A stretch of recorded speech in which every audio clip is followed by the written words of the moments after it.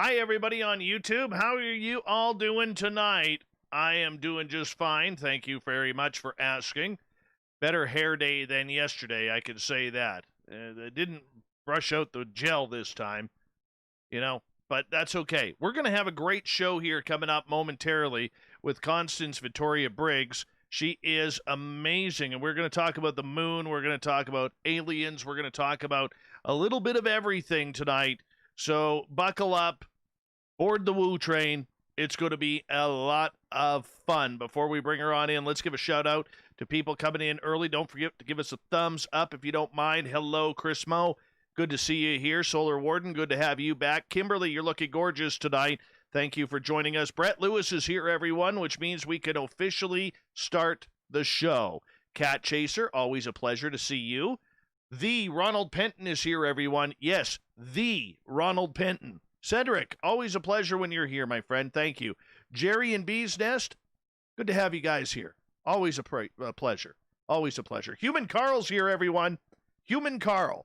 Not to be confused with Alien Carl, but Human Carl is here. He's a veteran. We love our veterans who listen to this show. We love you, Human Carl. Thank you for joining us once again. All right. Oh, there she is, all the way down in Florida. The gorgeous and talented Steph Dickey is back, everyone. Make sure you line up in the corner for autographs. Make sure you social distance.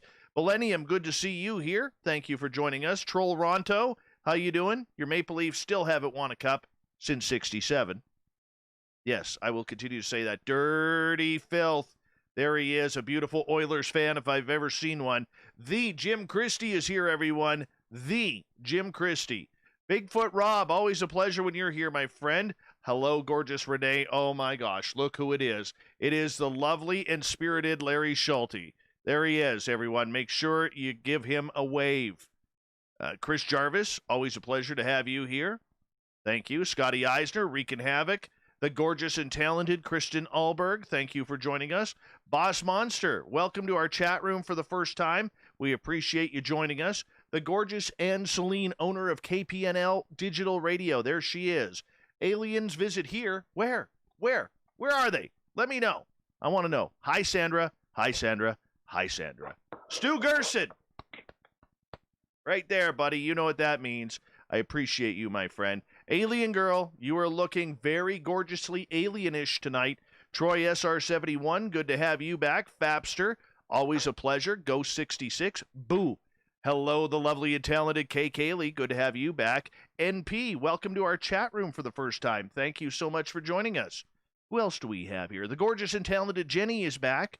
We love it when she's here. We do. Amanda Laraway, welcome to your chat room for the first time. This is your chat room and everybody else's chat room and my chat room. Welcome to SOR. Thank you for joining us. Hopefully you hit that subscribe button. Thank you. Who else do we got here? Scrolling on down. Reverend Keith, amen to you, my friend. We love you. Oh, my goodness. Cannot believe it. Once again, we have to introduce Alaska's greatest athlete, Lady Bug Bigelow. She is looking lovely, talented, and very in shape today. Very in shape. She will drop an elbow on you at the drop of a dime. That's how quick she is. Let's see here. Who else? Greco, Opa to you, my friend. Always a pleasure. And I think we're caught up. I'm going to have to start this a couple minutes earlier in order to do this. Hi, my beautiful, gorgeous guest tonight, Constance Victoria Briggs. How are you? Very well, thank you. Thank you for having me. I know, I'm so excited. We're like 2 minutes away, and I'm looking forward to this one. And it's going to be fun, and you're really brilliant, and I've checked it all out, and I think I know what I'm doing, and I hope I have a feeling my audience is going to love you. Okay. Well, thank you for having me on. I know. Thank you. Thank you. No, thank you. No, thank you. No, thank you. Are we going to have a Canadian conversation here? Thank you. No, thank you. No, thank you. No, thank you. I'm sorry. No, thank you. All right. Darn it. I hate when that happens. I always do that. All right. We're about 30 seconds away. Remember, a great way to enjoy this show is to hit that subscribe button, hit that thumbs up or thumbs down, ring the bell as well. Thank you, Greco, for the super chat, kicking it off. I was going to mention the super chat is a great way to support what we do here. It really is. And I'm missing someone here. Hey, Nick N., how are you, my friend? And who am I missing? Damn it, now I'm going to have anxiety over this.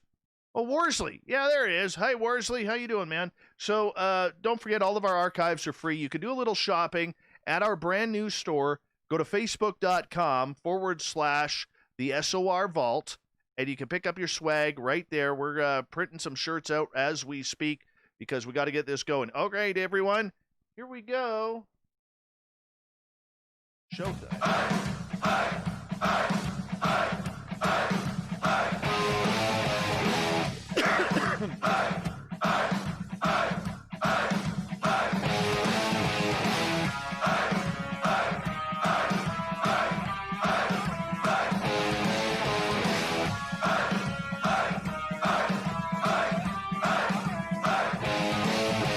From the mountains of central British Columbia to you listening around the world, this, my friends, is Spaced Out Radio. I am your host, Dave Scott, sitting in the captain's chair of SOR headquarters. We welcome you to tonight's show on our terrestrial affiliates around North America and digitally on TalkStream Live and Revolution Radio, along with KPNL Digital as well. If you want to take a listen to our archives, they are free for you by going to youtube.com/Spaced Out Radio. Do old Davey the favor, hit that subscribe button. Follow us on Twitter at Spaced Out Radio and on Instagram at Spaced Out Radio Show. Our website is spacedoutradio.com, where we have a plethora of features for you, including rocking out to Bumblefoot and reading up on Captain Shirk's SOR Newswire. Tonight's show is brought to you by Chive Charities. Help make the world 10% happier by visiting Chive Charities today. You can find them on our website. Constance Victoria Briggs is a metaphysical, spiritual, cosmic researcher and writer.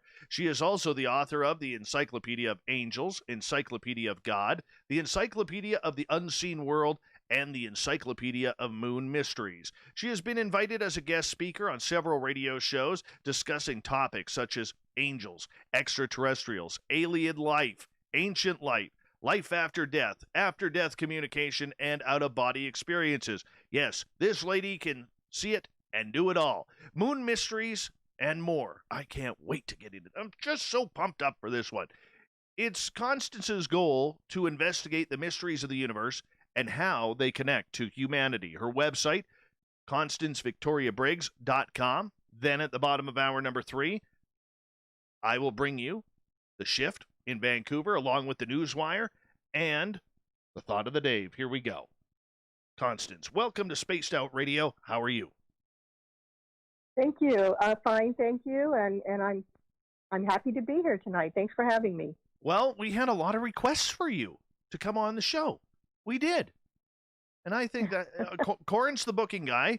You did a fine job at getting someone of your stature on this show, so we appreciate you taking the time to join us as well. How did you get started in all of this weird and strange? Yeah, I have a lot of weird and strange going past my desk all the time. You know, I've got my hands in all of, you know, these unusual, people consider unusual topics out of the mainstream. And by the way, I'm so happy to be able to delve into it tonight with a group of people out there that, you know, are interested. But it started with a book called Our Mysterious Spaceship Moon by ufologist Don Wilson. I don't know if you've ever heard of it, but he really opened my eyes to the fact that there is something weird about our moon, that there are strange happenings, strange phenomenon going on with our moon. I didn't know just how deep this went until I read his little book.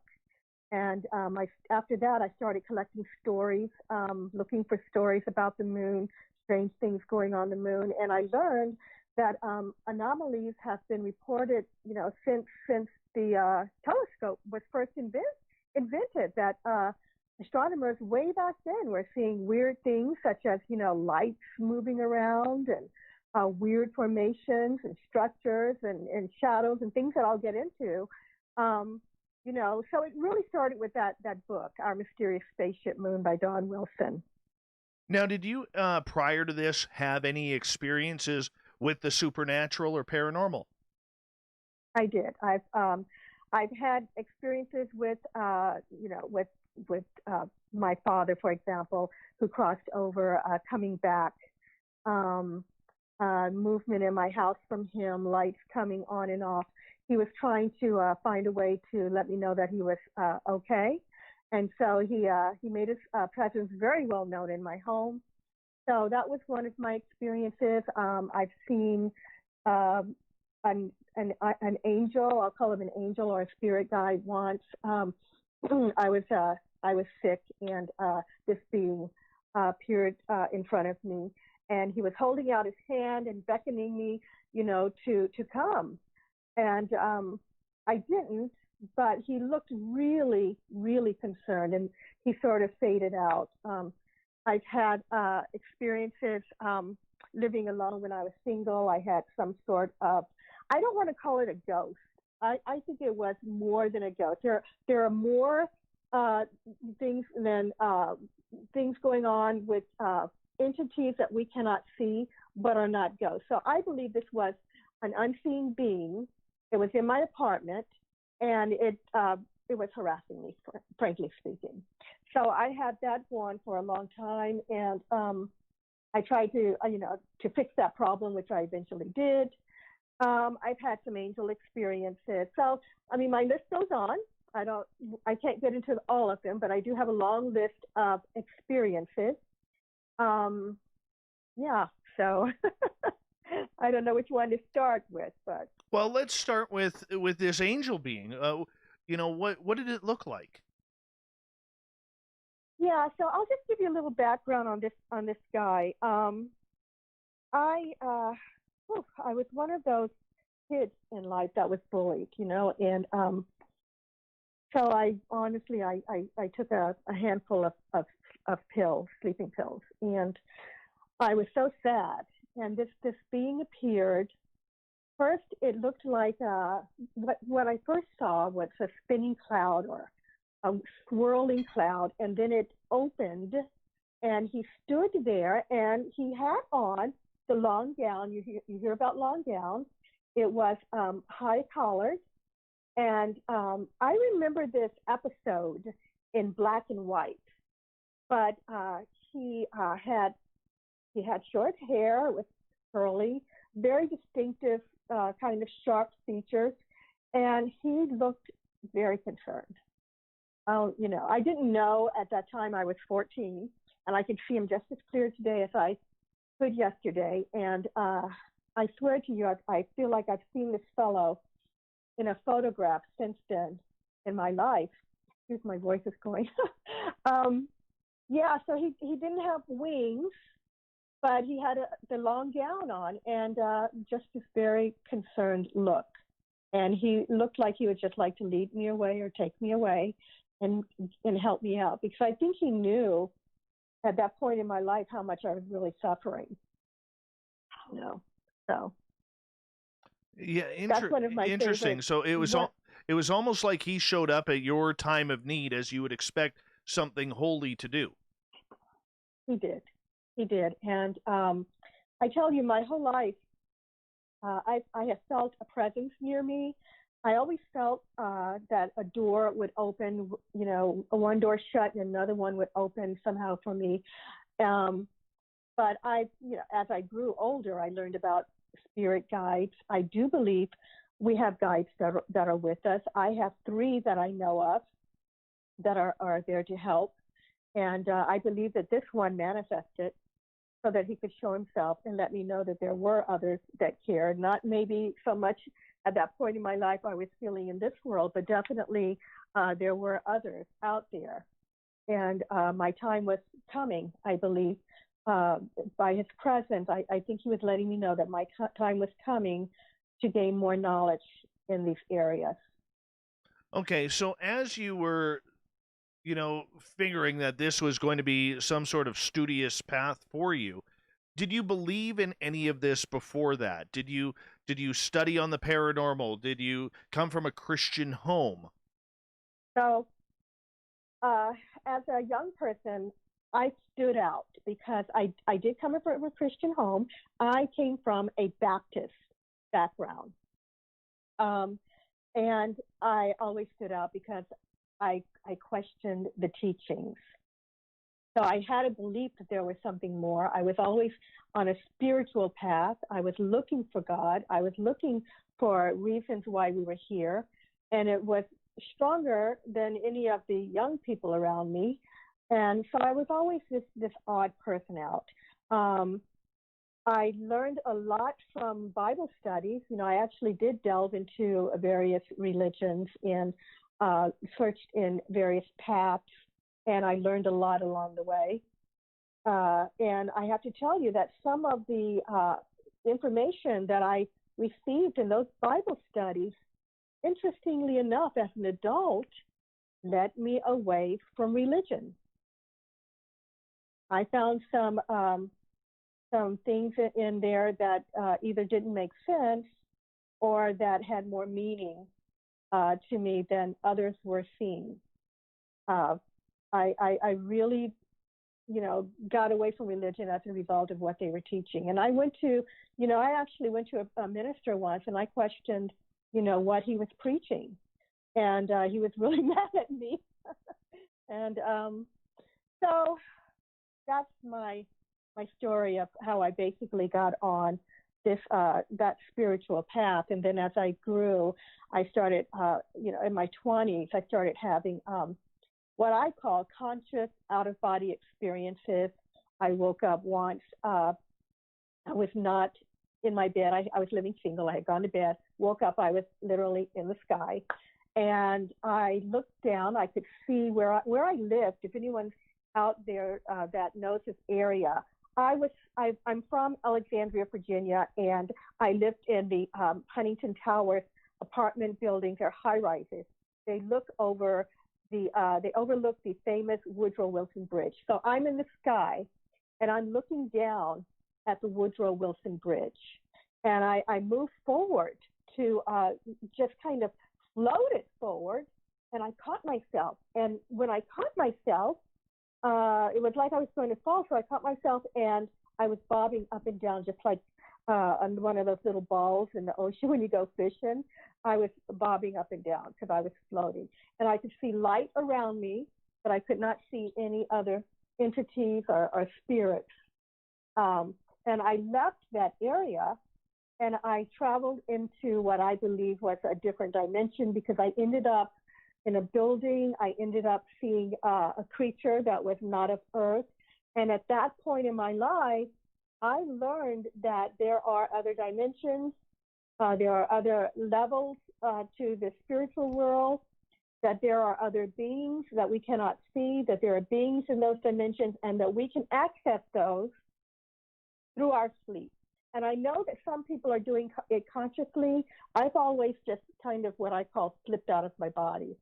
And I've awakened on, the ceiling of a mall once, and once in someone's home, and I was wondering, oh, can she see me? So, we have these capabilities, and that was something that I learned along the way. And then, of course, I told you about the entity. This entity in my apartment actually, I believe, followed me from my parents' home because for years they had some weird happenings in their house, and even my dad would sleep with the lights on. But when I moved out and on my own, I believe that this thing followed me, and I had to find a way to break loose from it. So that set me on a whole other path of understanding. I started working with the angels. I understood what the guides were. I called on the angels. They helped. They are out there. They are real. So that I started with the angel book, and I started chronicling all of these angels that I was hearing about and learning about. And at some point, I'd like to do a book on my angel experiences. As you should. Totally. I fully agree. Constance Victoria Briggs is here tonight on Spaced Out Radio. What turned your attention to the moon? Don Wilson's book, as I mentioned before. I of course, we all glance up and wonder at the moon, and it helps us to imagine, where we came from, or it helps us to maybe reach out to touch the stars. We are all attracted to the moon. I love the moon, but it was Don Wilson's book, I think, that really sank it for me that there is something odd about it. I am a person that believes in extraterrestrials. As I said before, I do believe in that we're not alone. I believe that Earth has been visited since ancient times. I believe that we were never alone. I believe that they had a hand in our creation, our hand in our progress. And so I was very open to the idea that there's something else going on with the moon, and that perhaps it is being touched by beings that we don't know or didn't know us. So yeah, I'd like to get into some of those stories. Sure, and we will as time goes on, because we do have a lot of time with you tonight, Constance. But with the moon, I think as children we always, look up at the moon and we wonder, one of the first things we think of is it made of cheese? Because that's what we read in books and cartoons, so on and so forth. But do you recall what you first started really focusing on the moon? Yeah, I believe that it was when I learned that. I think what caught my attention first was Neil Armstrong and Buzz Aldrin's trip. Just like most people going up, except for the information that I got wasn't just that the astronauts had stepped foot on the moon, that the astronauts had possibly seen something else while they were up there. I think that's kind of where in this whole story of mine began. They didn't just step on the moon; they had some strange experiences, and one thing led to another. Because it wasn't just them; it was all of the astronauts that have had gone up. All 12 men who walked on the surface had some sort of experience or revelation. Okay, but for you, when you looked up at the moon as a kid and even in your teenage years, did you ever think that even before the Apollo missions that there was life out there on the moon or on the stars or in the stars? On the stars, the moon to me was just a beautiful dead rock in the sky. But I always believed as a young person that there was someone out there. I didn't know how or where to find them, but I could always feel that connection and that in that pull. I tell you, in religion, one year they said, they were saying, oh, there's nobody else. It's only humankind. There's no such things as extraterrestrial beings. They were talking about this in a Bible study meeting. And I just sat there looking around thinking, you know what, this is not true. I know they're out there. And I'm pleased that as I've, gotten older, I feel connected to something that's always pulled me towards the cosmos and the stars. Do you feel a connection personally? I do feel a connection personally. And I have since learned, interestingly enough, that a lot of souls that come into Earth have come from other planets. There was Sirius B, for example. It's my understanding that Sirius B there was a war. There was a great war there, and that some of the souls came to Earth.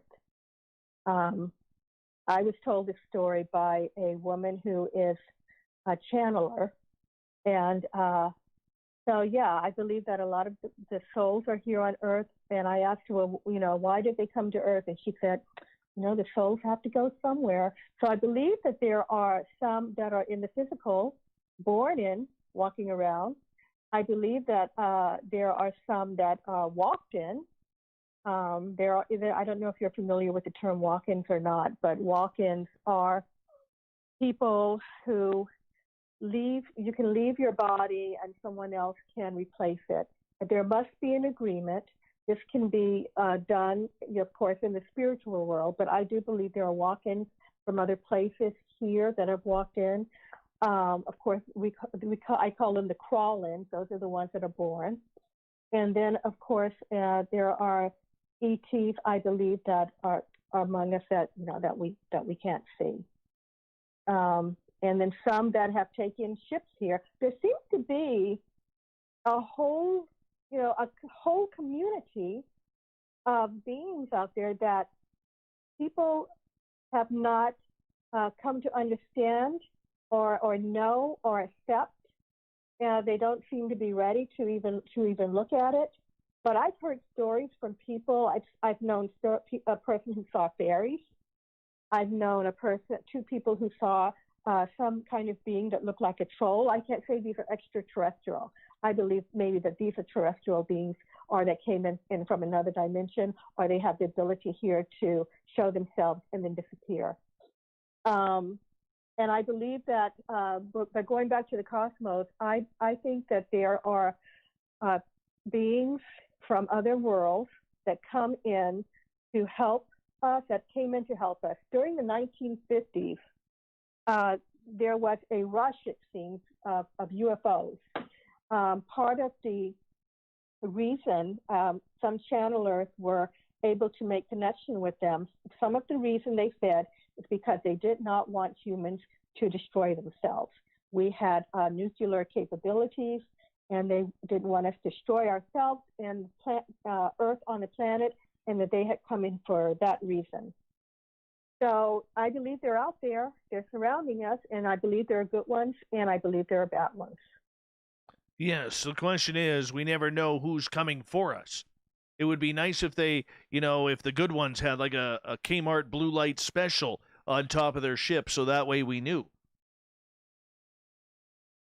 Yes, but I also think, just like, that dark side and light side in Star Wars, I believe that the light are not showing themselves as often as the dark. I think that there are some lower level beings. Obviously, we've all heard the stories about abductions and mutilations and those sort of things. I believe that those are some sort of lower level beings, and they may even be breaking some kind of rules or directive while they're doing this. But the light beings are the ones who have come in to help. I believe that those are the same beings. If you look in history, back in ancient times, the humans talked about having relationships with the gods that came in to help them, gods that came in and taught them agriculture and how to take care of themselves and cleanliness. Some of them also refer to them as angels. The prophet Enoch said that he traveled, that an angel took him and he traveled, and he saw angels sitting in classes learning about humanity. So I believe that, from ancient times, we've had the light beings here trying to help us. And those are the ones that helped us along and, helped us to progress. Okay, and to add to that, though, that it's come up recently with other conversations we've had on this show, that the aliens right now are a little upset that we have become kind of a violent species.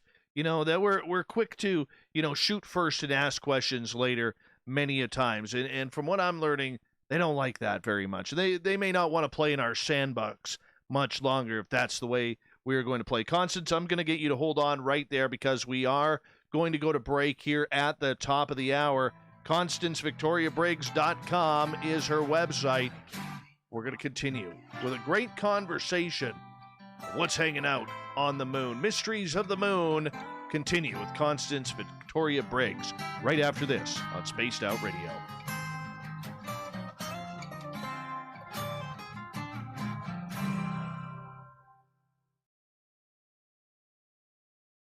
All right, we are clear. How is it? So far, so damn good. I'm enjoying this. I'm having fun. Okay. Are you? You know what? I am. Oh, I love it. You can, I love it. Because if you aren't, you could throw a shoe at me or something.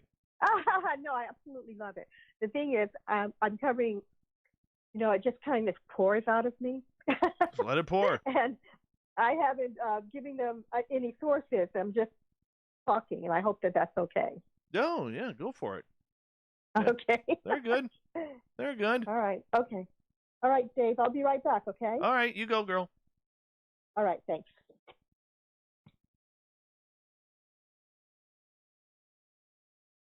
All right. All right. All right.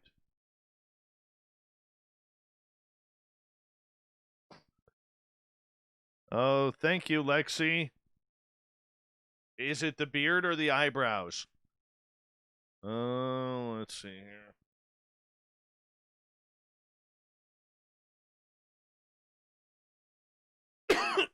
Excuse me.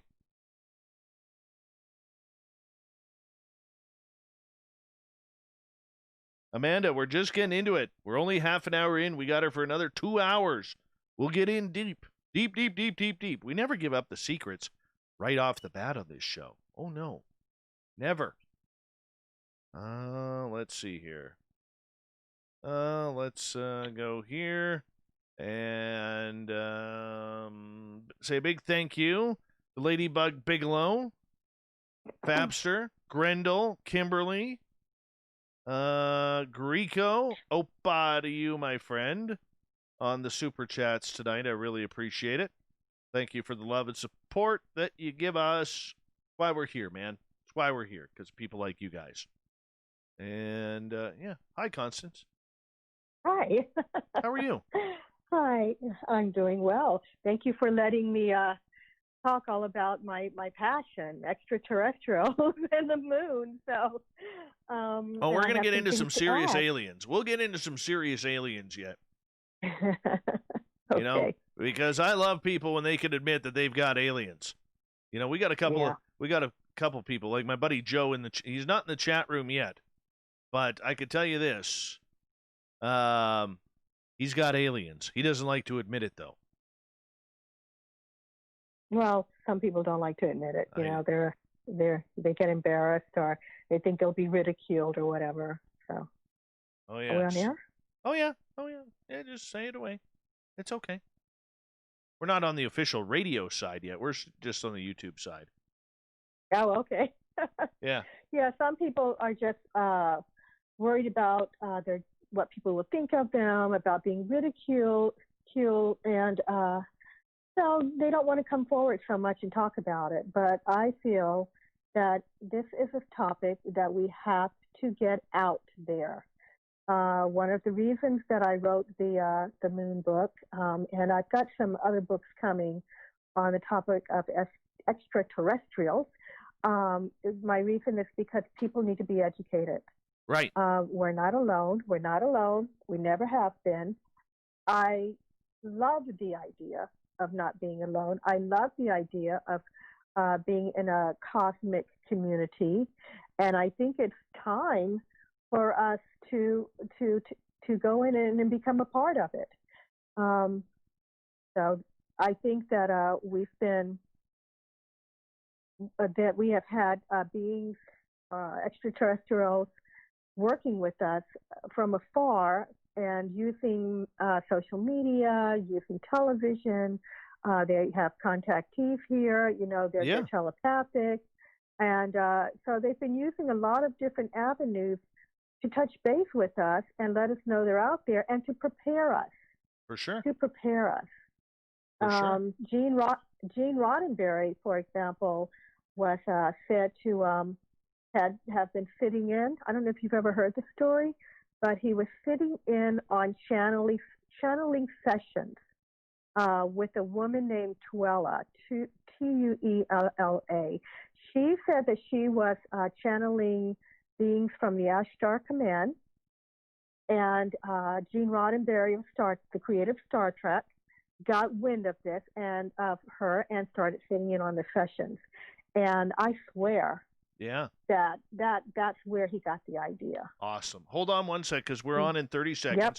I want to remind everybody that when you go and purchase a brand new SOR t-shirt or hoodie or long sleeve shirt from the facebook.com/the SOR Vault, we're going to give you a free piece of Autographed coaxial cable, courtesy of Cable Guy Matt. Remember, you cannot buy these in stores, people. Limit one per purchase. Cable Guy Matt, he's got us covered with the cable. Here we go with the second half hour.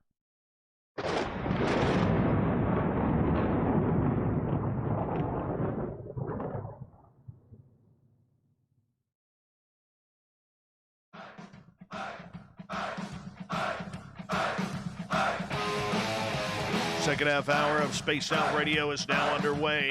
My name is Dave Scott. Thank you so much for joining us. We really do appreciate earning your listening ears.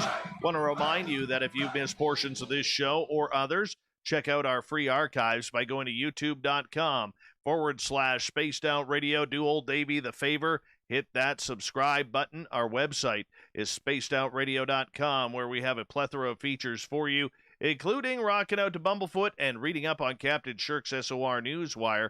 Follow us on Twitter at Spaced Out Radio and on Instagram at Spaced Out Radio Show. Tonight we continue on with a great conversationalist, Constance Victoria Briggs. Her website, throw a .com on the back of her name, ConstanceVictoriaBriggs.com. We're talking about the moon, mysteries of the moon. And why wouldn't we? This is a great topic. We've all tried to figure it out. She's got a book called The Encyclopedia of Moon Mysteries, and we're going to get into it right now. Constance, welcome back. Thank you. We're glad you're here. Glad you are here. Happy to be here. Well, so am I. I'm not going to lie. So am I. And, you know, you talk about the mysteries of the moon. Secrets, conspiracy theories, anomalies, and extraterrestrials. And by God, I love some aliens around here. I really, really do. Let's talk about the moon. Going back to the Apollo missions, because we really didn't know much, because all we could do is look at it from telescopes and eventually satellites before we put the first humans on the planet. What do you think's there? You know, my personal opinion is that the moon is being occupied by someone. I don't know who, but some beings, I believe, are the ones causing all of the commotion up there. There is just no other reasonable explanation for what has been seen. So that's my opinion. I don't know where to begin with this. I could start with the fact that the Apollo missions. Can I get into the Apollo missions? Let's do it. Let's dig right in. All right. So the Apollo missions have been very interesting for me, because I learned that all of them had on their way up, and some being on the surface of the moon and coming back, where all of them had experiences that were unexplainable. Most of them saw UFOs. Most of them saw weird lights outside of their craft. A number of them were followed by UFOs to the moon. So I believe that the moon is possibly an object where beings are watching humankind.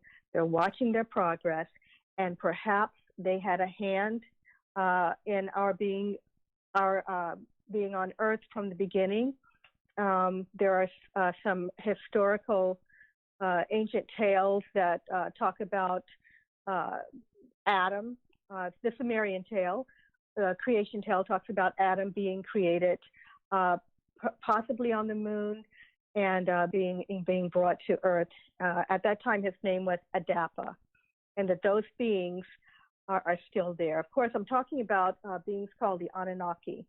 I don't know if that's who is there or not, the Anunnaki, but there is a tale where they were connected to the moon and to Earth.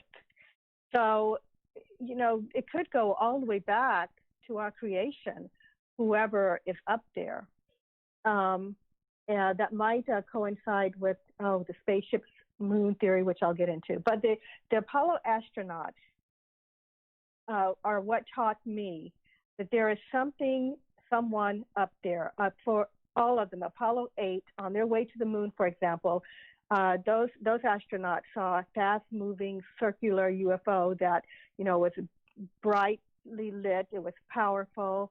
They couldn't even see outside of their spacecraft. This thing was so close to them with its light, and as it passed by, it made the Apollo 8 craft kind of turn and pitch and yaw, and the astronauts nearly lost control of the vehicle. Whether or not whoever was in that UFO did that on purpose, I don't know, but it's very interesting that this material is, it's in the NASA files, and it's very interesting that these beings knew about the mission. I mean, space is huge, right?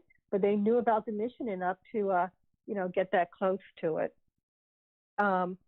Apollo 9 had an unusual sighting. There was another large oval-shaped ship that they saw. They saw objects crossing the moon, and they couldn't explain what that was. So there's a lot of information on the astronauts having come in contact with someone.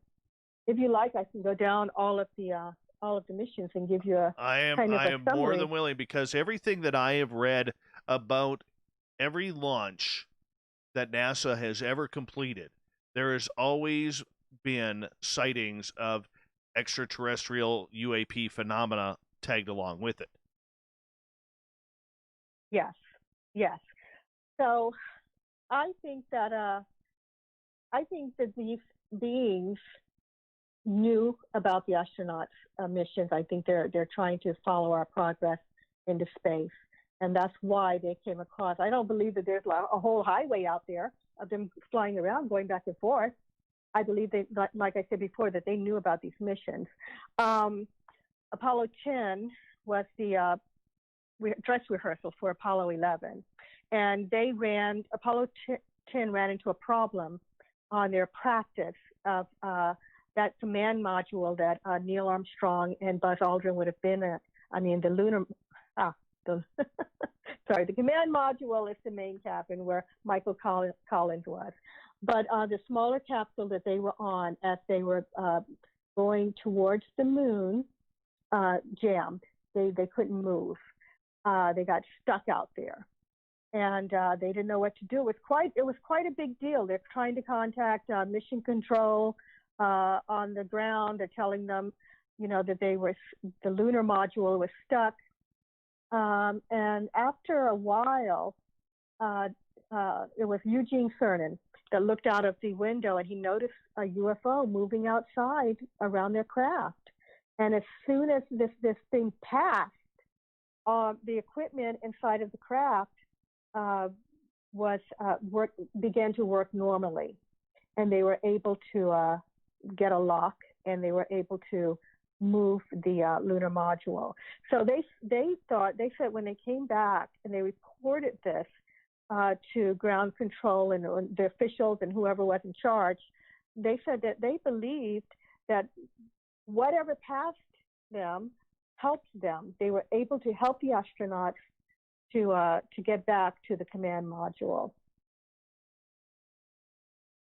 Okay, so the fact that that this is happening, plus there is also, I mean, if we look at rumor and speculation, there is also the rumor that of astronauts going on the secret emergency line saying Santa Claus is here, or there is a Santa Claus on the moon. Oh yeah.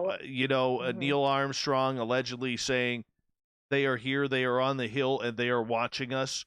I mean, there's a lot of these little nuances that I don't know if we can ever find the truth unless NASA were to release those, but they're beautiful rumors nonetheless.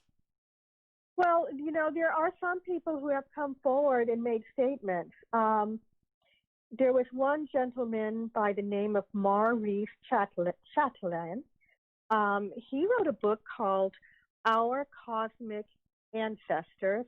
He was a former NASA communications engineer, and he wrote in his book, moments before Armstrong stepped down the ladder to set foot on the moon, 2 UFOs hovered overhead. Now, he's someone who was at NASA at the time, and he came forward and sort of confirmed it. Brad Steiger wrote a book titled Visitors from Other Worlds. He wrote about a Dr. Sergei Bosch, I don't know how to pronounce the last name, Bozhich, who witnessed the Russians observing the Apollo moon landing. Steiger writes in his book, he says, in Bosch's opinion, the two UFOs appeared ready to assist the U.S. astronauts in case anything should go wrong with the landing. Once the module appeared to be securely settled in the lunar surface, the alien spacecraft flew away. We're talking about Apollo 11, when Apollo 11 landed. So there are people who witnessed things or was around during that time and have written down information. And I think that we should consider them a credible source. They're out there, and some people are talking. So some of it I feel like isn't just rumor. Even Buzz Aldrin wrote about in his first autobiography, Return to Earth. He wrote about seeing a ship or a UFO or whatever he wanted to call it. He said it was shaped like the letter L. It was brightly lit. He said it was following the Columbia. The astronauts contacted Mission Control about it and asked where the Saturn V launch rocket was, but later he said he thinks it may have been pieces of the launch rocket, but at least he was talking about it. At least he said there was something out there, and he really doesn't know what it was. So we do have, some credible people that have made some statements. Okay, but the point is, those statements, whether they've been said behind back doors and they've leaked out through other sources. The issue that I have, and trust me, I believe you that a lot of this has happened. So I'm not trying to play, or to poo-poo your story or anything like that. But, I just wish, and I'm sure you do too, that NASA would confirm this, let's hear this story. Let's let them talk about it, because when these astronauts, especially the Apollo astronauts, continue to pass away as they get older, entering their 80s and 90s, we're going to lose that forever. We're going to lose it. But there are the transcripts. They are public. There's a lot of them. You have to search through them for the dialogue. So yeah, we're going to lose a lot. People, when Neil Armstrong passed away, people said he took a lot of information to his grave. But I don't believe, they weren't allowed to talk about it. I don't know if you've ever seen any of the videos of the Apollo 11 astronauts anyway. And they came back and they looked really sad or depressed. They weren't very happy about it looked like having gone up. So yeah, I believe they saw something. And NASA, it would be nice if they opened up. But you know what? There are other governments sending missions to the moon.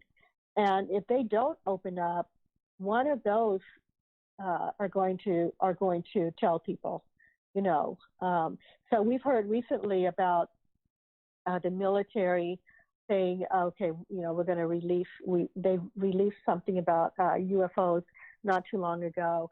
So they may be on a path, because there are going to be governments that beat us to it. There are going to be countries that beat us to the fact that there is something else going on. And I don't think the United States likes to lose in that. I mean, remember the whole space race between the Russians and the U.S.? Yes. So yeah, I think so. And you know what? There's some information about one of the missions taking a picture of what looked like an ancient craft, huge, sitting on the moon. And they took this years ago, but fast forward, I don't know how long it was, maybe 20 years, and there was what they call the Apollo 20 moon hoax. Mm-hmm. where these astronauts, this astronaut from South Africa, said that he was on a mission that went to the moon to look for a spacecraft that was ancient, and it was taken by one of the Apollo missions, and that they were sent up there secretly to figure out what it was. So what I found really interesting was that he made that connection to the Apollo mission, because there was, since in my research I have found out that there was some interest in that. That was a fascinating tale, because I don't know how many of your audience members have seen the pictures of the Apollo 20 hoax, where they went in and they found an alien that was dead. Do you buy that story? Authentic. Do you buy the Mona Lisa story? Yeah. So what's really, a part of me does, and this is what's confusing about the Mona Lisa story. I looked at that footage, and it looks so authentic. It looks like it was filmed a long time ago, with some old cameras used way back when. It looked like the costumes, that the equipment and everything just looked so authentic. Whoever put that together had to have spent a lot of money for this hoax. So that was really interesting. It didn't just look like maybe that little city. I mean, there's a little some little ruins there. I guess you could fake that, but once you got in there and looked at that, it looks pretty authentic to me. I'm an amateur, though. I'm not a photographer. But then a professional photographer came forward and said, I created the artwork for this hoax. And I compared his artwork, because he made a copy of the Mona Lisa, but I tell you, it wasn't identical. It wasn't identical. So maybe, and this astronaut disappeared. Where is he? He came forward like a whistleblower and put this out there, and why? So I advise everyone to go in and do their own research. This is one of the reasons I put together the Encyclopedia of Moon Mysteries, because it has all of these little stories in it. It has the stories of the Apollo missions. It tells you every weird event that each Apollo mission witnessed and experienced. So I wanted people to look at this and then jump off and go do their own research and kind of, go, aha, I think this is right. Or, yeah, maybe this did happen. Maybe Apollo 20 hoax, did happen. So what happened to Apollo mission 17, 18, 19? Or 18 and 19, I believe. Yeah, so they just lost interest. They're saying they just they had it all planned out, ready to go, but then they said they lost funding and that the American public lost interest. That is their story. But the mystery is, are the real reasons that they didn't go back because they were asked to not come back? That's the question. There is a story out there that says the Apollo missions were interrupting the ETs that were on the moon, and that they didn't want us there, whether or not they felt like we were a warring species, or if we were in the moon. The story is that we were warned off the moon, and that's why we haven't gone back. Okay. But the official story is that right. They ran out of money. Yeah. Right. Okay. So with the Mona Lisa, there was rumors that they were able to bring part of her back. Did you ever hear that? Yes. I've also heard that she's alive somewhere too. So, yeah. I heard it. I don't have much information on her, partially being brought back or what happened to her. Okay. Yeah, I knew. I thought they removed like the head of her or something, because that's all they had room. Goodness. That's all they had room for. Oh no, I hadn't heard that at all. I heard that there was a second body on that ship, and that there was only half of the body had survived. Would you like to hear what I wrote? Absolutely. We got about 3.5 Okay. minutes before we go to break. So the Apollo hoax was, it says a fake story. I said the object had been in NASA's photographs Apollo 15 mission. In April 2007, several videos were posted on YouTube under the name Retired AFB. The person posting was William Rutledge. Rutledge claimed to have been born in Belgium. He was a U.S. citizen. He claimed to have been one of the astronauts from the mission. He named people. His comrades were Leona Marita and Snyder and Alexei Leonov. The videos show a city on the far side of the moon, a cigar-shaped craft, and pictures of the extraterrestrial pilot, whom they named Mona Lisa. A French sculptor by the name of Thierry Speth eventually came forward and claimed responsibility for creating the story and artwork in the video. But what I find interesting is that he names people here that he went up with. So I don't know. Were we ever able to find out the names of the astronauts on this alleged Apollo 20? Yes, he does. I believe that I just read them, but yeah, he because there were two Americans and one Russian, right? That's right. That's right. Their names were the woman, or I don't know, is Leona Marita Snyder and Alexei Leonov. Gotcha. Were his comrades. Yeah. So I mean, that sounds pretty. To me, it sounds pretty authentic. If you can name people, and you've got to go look at that footage. It's just amazing. Yeah, you can find it on YouTube. You can find it on YouTube, and that's been one of the head scratchers for me, because allegedly there was a male body on there as well that was already deceased, and they left him behind because the Mona Lisa was fully intact. Yeah, that was the male with a partial body. I don't even know that. I think it was his torso, really, that they found. I mean, that's pretty detailed. That's a pretty detailed account for someone playing a hoax. And to what end? What did they get out of it? I don't know. I'm the one who asked. I'm the one who asked the questions right here. What did they get out of it? No, I feel like that's a huge, expensive hoax, but you never know. And thus the mystery, thus the book Moon Mysteries. We don't have the answer. I'm looking forward to these new missions to the moon, so that maybe we can get some answers, and maybe NASA will open up, since they're I think they're going to run into something up there, so it'll be interesting. All right, so if you want to see this video on YouTube, just type in Mona Lisa and the moon, or Mona Lisa space, or Mona Lisa alien. It'll all pop up, whatever you want. But don't do it right now, because you're listening to this show. You can do it, well, anytime afterwards. That would be kind of cool.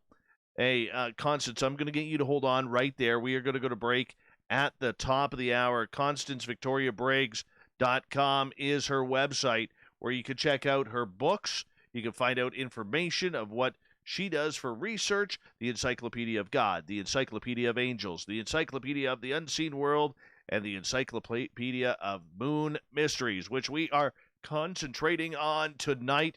I love the moon. I do. And I think we're going to come back and maybe talk more about the moon. Where's the aliens hiding? Have we been there before? Are humans on the moon right now? We have a ton to talk about with Constance Victoria Briggs coming up on Spaced Out Radio.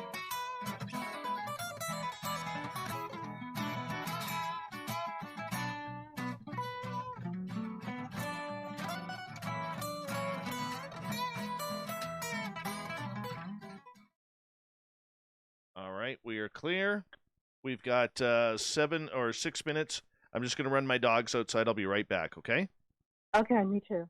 Space Travelers Club is a place where you can interact with other listeners, either live during the show or on our great forum. We want your stories, pictures, comments, and ideas. You'll get live video streams, exclusive content, and be a part of our newsletter. Stay in touch with everything SOR.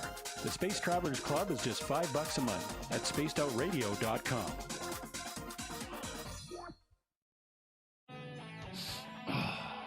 I'm feeling a little spicy tonight.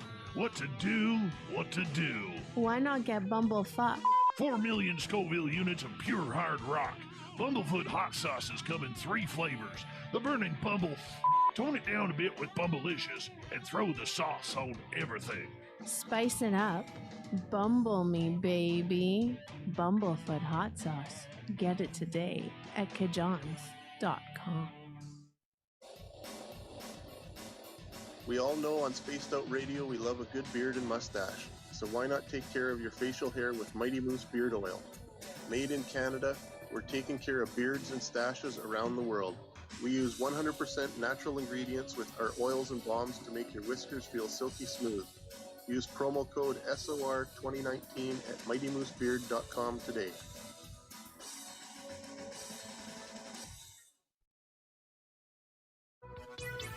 Hello, Space Travelers. It's me again, Carl. Don't forget to join the Space Travelers Club for just $5 a month. And follow Spaced Out Radio on Twitter at Spaced Out Radio. Our Instagram, Dave Scott SOR. Our Facebook page is Spaced Out Radio Show. Our archives are free at youtube.com/Spaced Out Radio. Come woo it up with Spaced Out Radio today. Bye! Are you intrigued by Paranormal Talk Radio? You'll love the new Paranormal Radio app from TalkStream Live. You'll find a great selection of talk shows covering UFOs, ghosts, strange phenomena, and much more. Download the Paranormal Radio app now and start listening to the very best in paranormal talk entertainment, including the network you're listening to right now, the Paranormal Radio app, free in Google Play and the iOS App Store.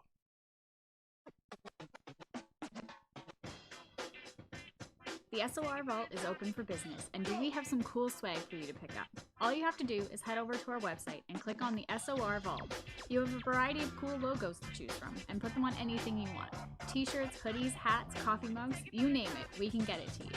So do your shopping by supporting the store you love. Get your Spaced Out Radio swag at the SOR Vault today.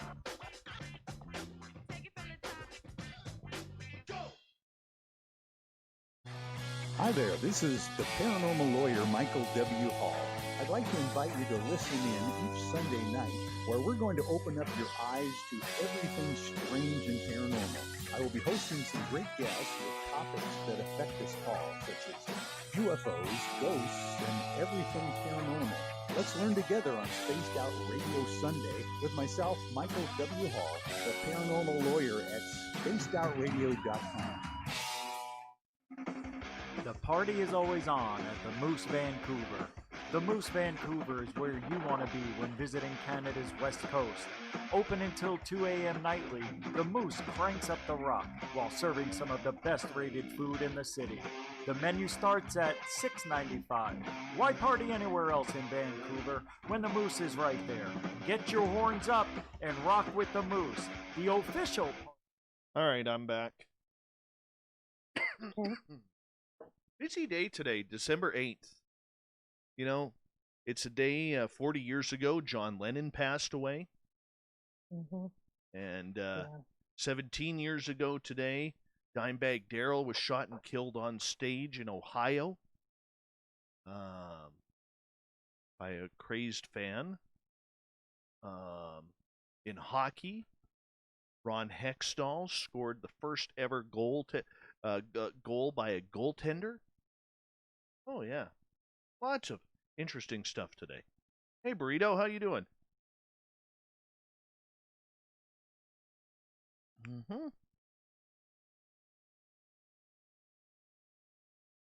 I have a John Lennon story. Oh, well, save that. Save that in a minute. Save that. Hey, Walter, how you doing, man? Good to have you back. Michael Boyle, what's going on?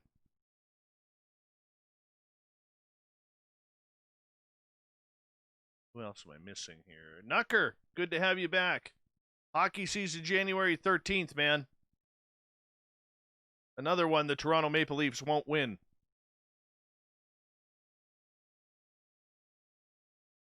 All right, we have 1 minute. 1 minute. And I think I'm caught up. Oh, Jim Morrison, born December 8th, 1943.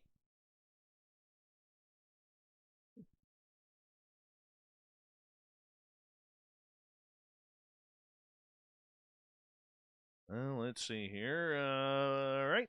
Big thank you to Ladybug Bigelow, Fapster, Grendel, Kimberly, Greco for the amazing super chats.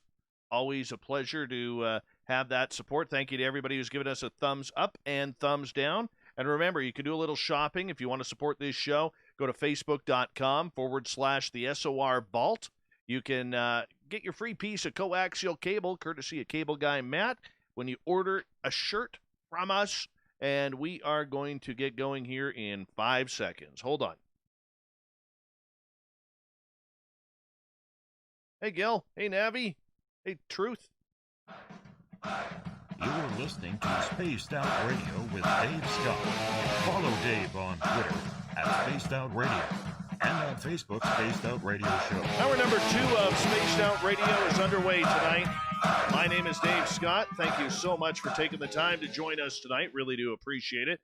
I want to say thank you to everyone listening in on our terrestrial affiliates around North America and digitally on TalkStream Live, Revolution Radio, and KPNL. Remember, you can check out all of our archives for free by going to youtube.com/Spaced Out Radio. Do old Davey the favor, hit that subscribe button. The Desert Clam has set the password for tonight in the SOR Space Travelers Club. What do you got for us, Clam? Karyotype. Karyotype is your password. Use it wisely, Space Travelers, as the Clam sets the password each and every night right here on Spaced Out Radio. Our website is spacedoutradio.com, where we have a plethora of features for you, including rocking out to Bumblefoot and reading up on Captain Shirk's SOR Newswire. Follow us on Twitter @SpacedOutRadio and on Instagram @SpacedOutRadioShow. Tonight we are talking with author, researcher, Constance Victoria Briggs. Her website, ConstanceVictoriaBriggs.com. We're talking about anomalies on the moon, as she has a book out called the Encyclopedia of Moon Mysteries. Constance, welcome back. Thank you. You're very welcome. You're very welcome. Right during the break, we were talking about John Lennon, his 40th anniversary of his passing. Right. I'm curious. Right. You said you had a John Lennon story. I do. So I'm interested in the subject of celebrities and their experiences with extraterrestrials.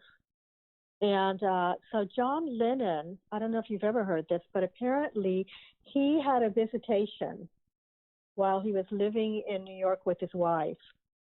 And an ET came and they chatted. I can't remember now what the conversation was about exactly. And it was a friendly extraterrestrial, and he left him a souvenir. He left, he came in, he appeared, there was a bright light. John was surprised.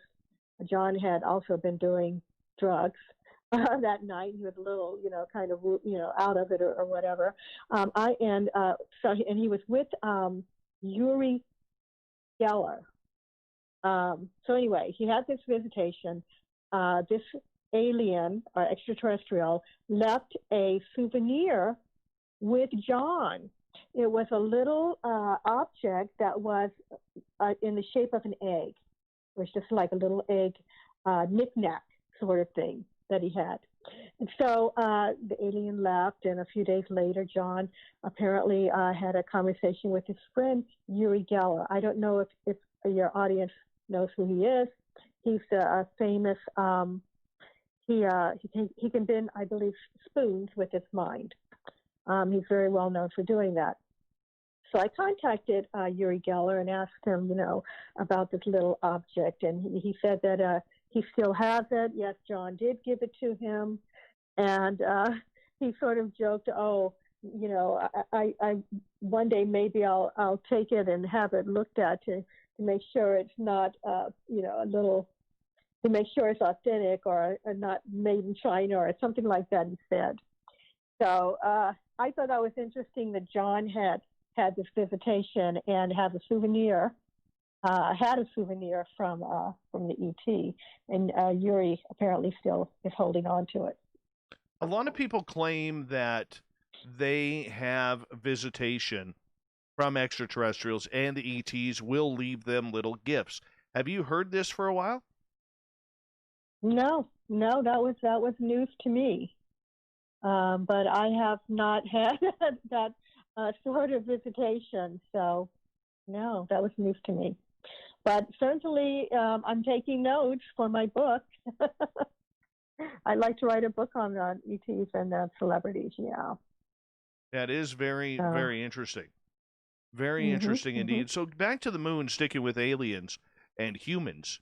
Do you believe that there is human life right now with some sort of secret space program on the moon? Do I believe it?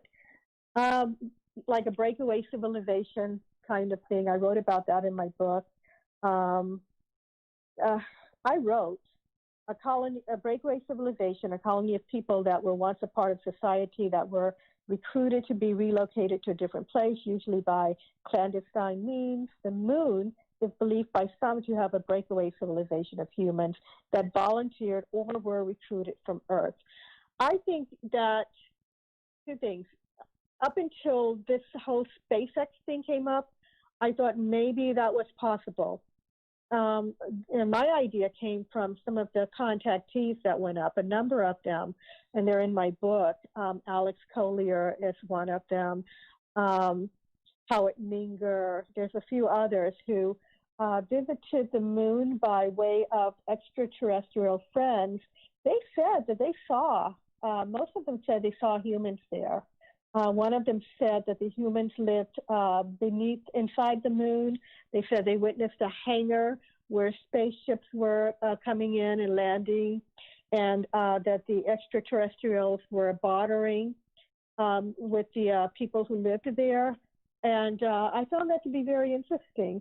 But I'm a little confused by the whole SpaceX thing, because if there were humans living up there, sent up there by governments, and how could they be, sending these people up?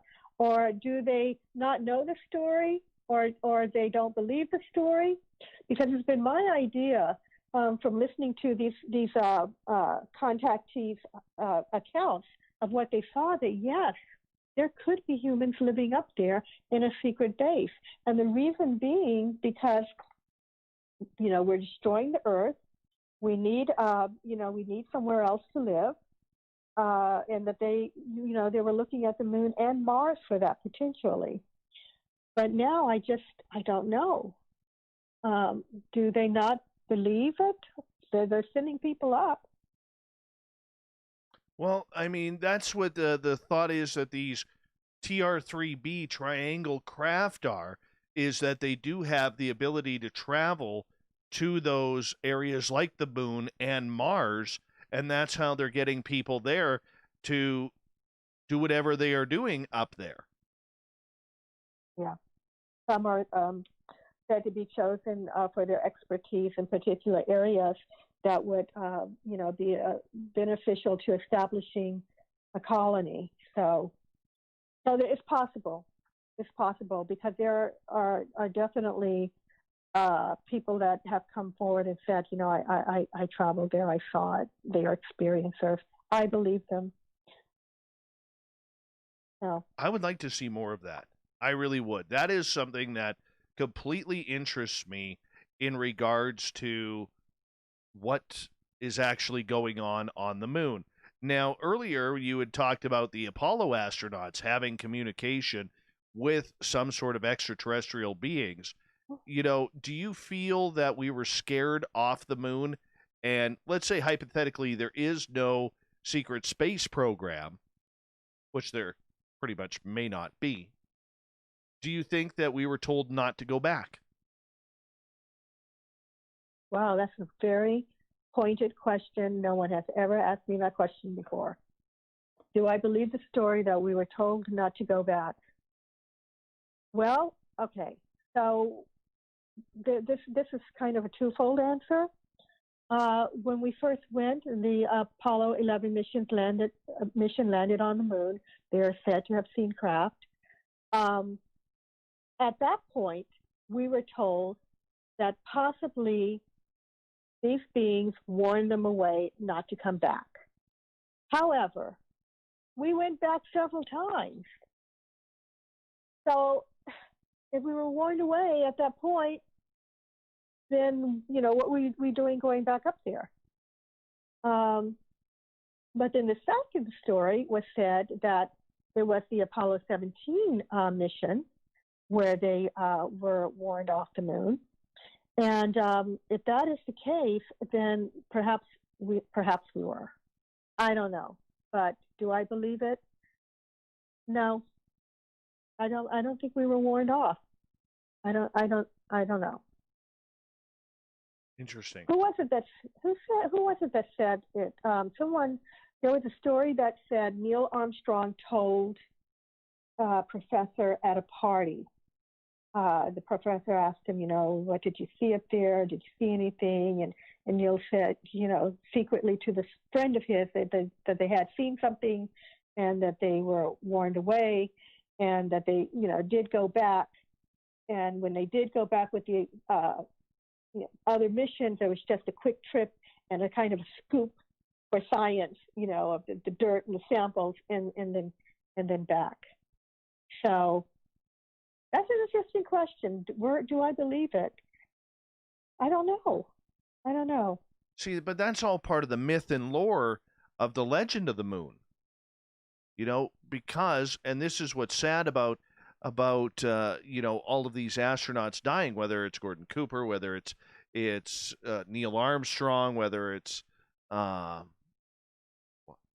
why am I forgetting his name right now? Michael Collins. No, Dr. Edgar Mitchell is who Mitchell, yeah. Is who I'm thinking of. Now, Edgar Mitchell never saw an ET up there, but he said that the whole time he was there, he felt a presence. Said, one of his companion said that, they kept looking over their shoulders because they felt someone watching them. He had sort of a spiritual experience up there, but he said that he does believe extraterrestrials exist. He just didn't physically, see one while he was there. That doesn't mean they were there.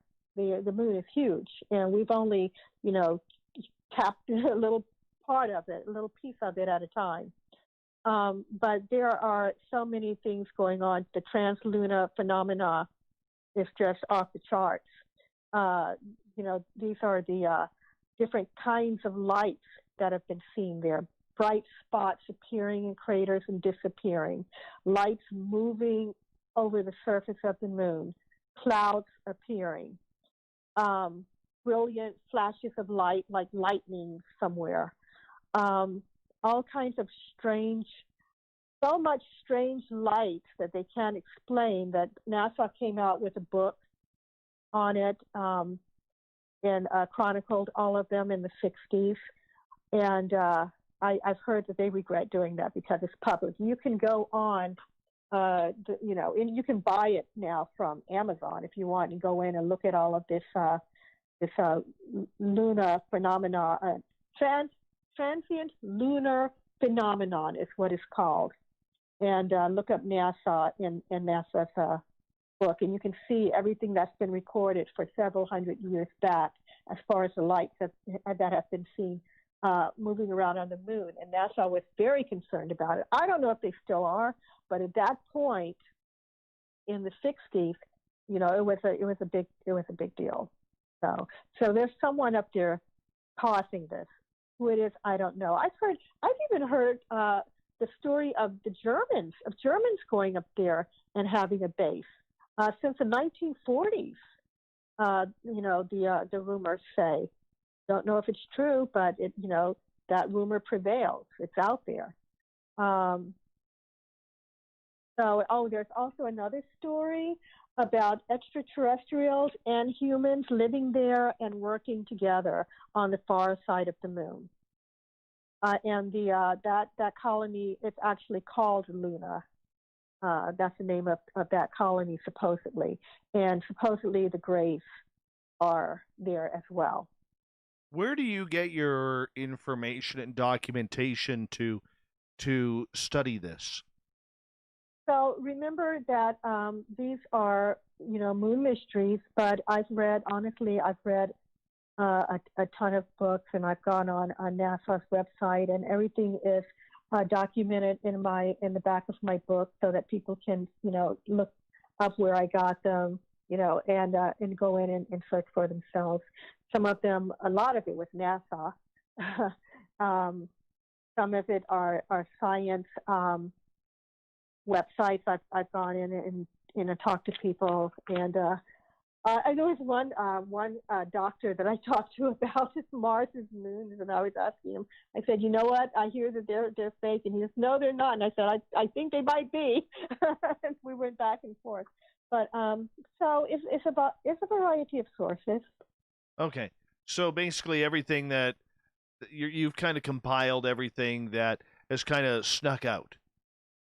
Yeah, and cataloged it. I mean, I went looking for the mysteries. I've got, web sources and periodicals and book sources, and just going back, decades, and just kind of pulling out what I found were just out of the ordinary. And yeah, so yeah.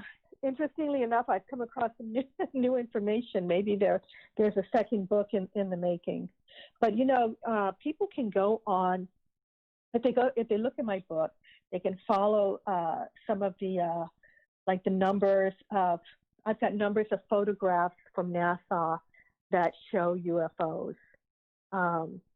There's one of my favorite stories is the blue lights. And these lights fall under transient lunar phenomena. They were photographed by Apollo 14 and Apollo 16 astronauts. It was near what they call the Fra Mauro Highlands. The astronauts took several pictures that showed mysterious images, including blue lights. These lights, also referred to as blue flames, took on different shapes and can be found in different points in several photographs. And I list the image names, photographic images of the blue lights taken by the Apollo 14 astronauts, for example, and then I give the number. So you can look up things on NASA's website and find some amazing things. There's one light that looks like a portal. It looks just like a space portal on the moon. And nobody knows what that is, but that's what it's been named. And it's sitting right there, in the picture. One of the missions, and I would have to look that one up, that went up, not the Apollo missions, I believe it was, maybe that was Apollo 8.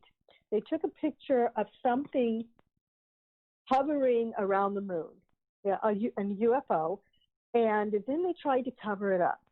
And, we didn't have very much technology back then like we do now. We can sort of, cover things in a photograph very easily on the computer or whatever. They did it with masking tape.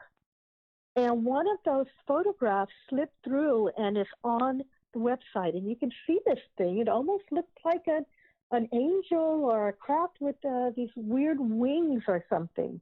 And it's sitting right there. This stuff is out there. They're not secrets.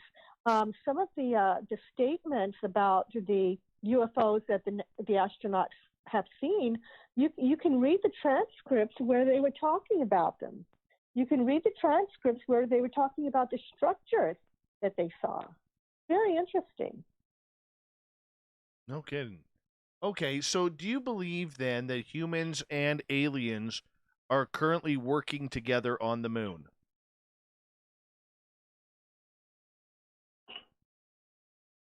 Darn, Dave, those are good questions. I don't know, Dave. I really don't. I believe there are extraterrestrials on the moon. I don't know if there are humans working with them or not. Okay, but you do believe there are alien bases on the moon. I do believe that there are extraterrestrials here. Yes, I do. Okay, why do Yep. you say that? Because there's so much secret about the moon landings, about NASA. There's so much movement on the moon. They have found structures on the moon. I write about them in my book. You know, things like this one thing that's really interesting is called a castle. I mean, you can see the lines. They're man-made structures. We've heard stories about the monuments up there. They didn't just come out of nowhere. I believe someone placed them there. One of my favorite stories, and it's a well-known story, it's a famous story, is that of a bridge that appeared on the moon several years ago by an astronomer. An astronomer was studying that specific area, and he noticed that there was a structure there that hadn't been there before. And it was a bridge that was 12 miles long. It connected one mountain peak to the other, and he had to call in a second astronomer to back him up because, people were saying that couldn't be the case. And the second astronomer, another famous guy, said, yeah, it's there, and it wasn't there before. So someone put it there. Someone's, making things happen there. Who is it? It could be us. It could be us. I think it's extraterrestrials. Because the things that have been seen goes back. I mean, the records go back to the 1600s. It's not new information. These astronomers from way back when were recording things moving around up there. So whomever it is has been there for a while. Did we send up a mission to join them? Who knows? There are people who say that the government have had ET contact. Did the ETs come from the moon? Were they already there? Did they make a deal with the government for people to go up? I don't know. But, all of these kind of rumors prevail. And then we have the whole mystery of the origin of the moon, too. Where did the moon come from? They're saying that they can't find, they can't agree on how it came to exist. All of the theories, they've had like 5 huge theories of the moon, of how the moon got there, but none of the scientists are agreeing on them.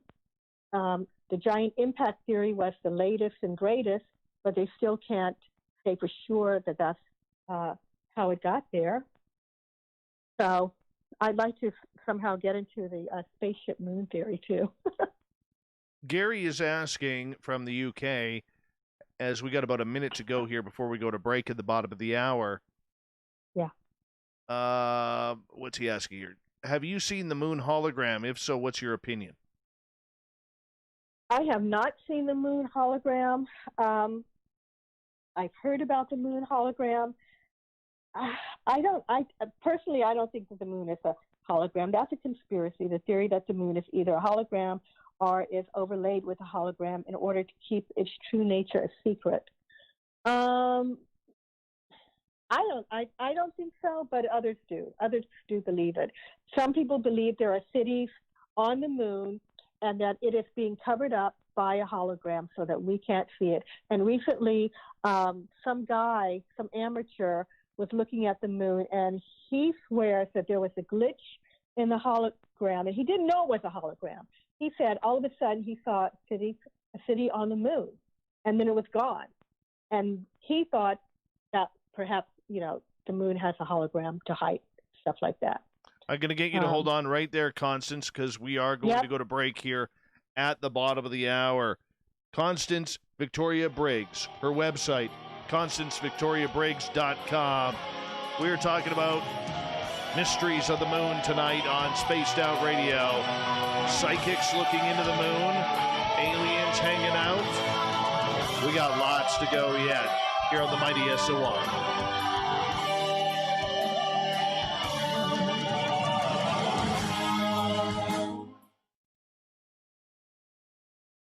All right, we're clear. How's it going? Awesome. I'm having you really fun. think so? You can tell me the truth. I am telling you the truth. Okay, I don't want to be too boring for your audience. No, I love it. We're absolutely loving it. You just keep going. Okay. All right. I'll be back. All right. All right. By the way, our YouTube audience, reminder to all of you that if you were in the northern part of the United States, or the northern states, I guess that would be the proper pronunciation, or you are in Canada, if you have clear skies tomorrow night, make sure you check it on out, that there might be a good solar flare happening, which would cause the northern lights to come down and dance for us. So make sure you check it on out. That would be kind of cool. Hi, Britt Ramsey. I love SOR too. Welcome to our chat room.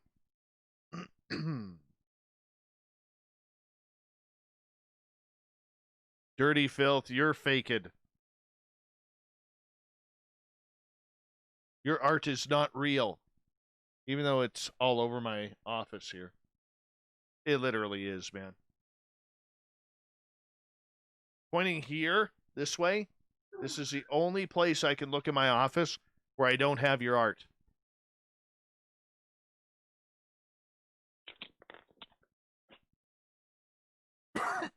Excuse me. Back. Me too. We got lots of time. So, the YouTube people can hear us? Yes. Okay. Yeah. Well, we can tell some good stories if we want. Oh, I got none. I'm boring. I'm boring. Oh, you certainly are not. Oh, I most certainly That's am. a great story. I most certainly am. As I put on my beard oil here from Mighty Moose Beard Oil. And there we go. Just throw a little bit of beard oil in here. Soften these facial whiskers up a little bit. It's good stuff. MightyMooseBeard.com. Good Christmas present. Good Christmas present. Not just for men and beards. It also helps control split ends. MightyMooseBeard.com. All natural ingredients. So check it on out. Usually nighttime is when the northern lights are easy to see, Jenny. So I guess once it gets dark, I can't wait to see them. I haven't seen them in so long. My house up here, Constance, we get the northern lights a couple times. Oh, you're so lucky. Couple times a year. Oh my gosh. So lucky. Yeah. Man. Like you can see them dancing off in the distance and you'll get the green, but a couple years ago we actually had it right over top of my house, like all the dancing colors and the swirling of the colors that you see in photos. It was amazing. Oh my God. I've never, well, maybe when I was a child, I don't remember. I mean, I lived in Alaska as a child, but I don't remember seeing any lights.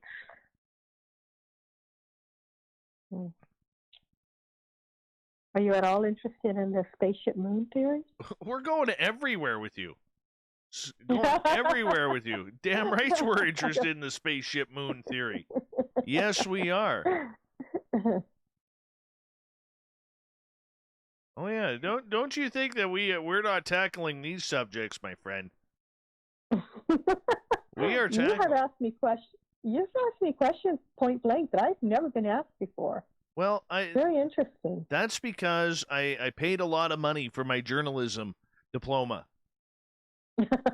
Yes, I can see. Yes. Hard hitting. I paid 25 grand to learn how to talk on a microphone. It's all good. It's all good. Mm-hmm. Excuse me. And you do this every night. You interview guests every night. I do. 5 days a week. I do. Okay, quick question. What's your opinion of eating breakfast foods for dinner? For me? Yes. Absolutely. Oh, you sad Live thing. life. Come on. Live life. Come Who on. cares? I thought you were better than that. I thought you were better than that. My daughter eats dinner food for breakfast. So Oh. True story. Where does Corey get these guests? Where does he get these guests? Hold on, my friend. Ladybug Bigelow, Fabster, Grendel, Kimberly, and Greco all chipping in on the super chat tonight. Thank you to everybody who's given us the thumbs up and the thumbs down. 121 watching right now. We appreciate you. And here we go with the second half of the show.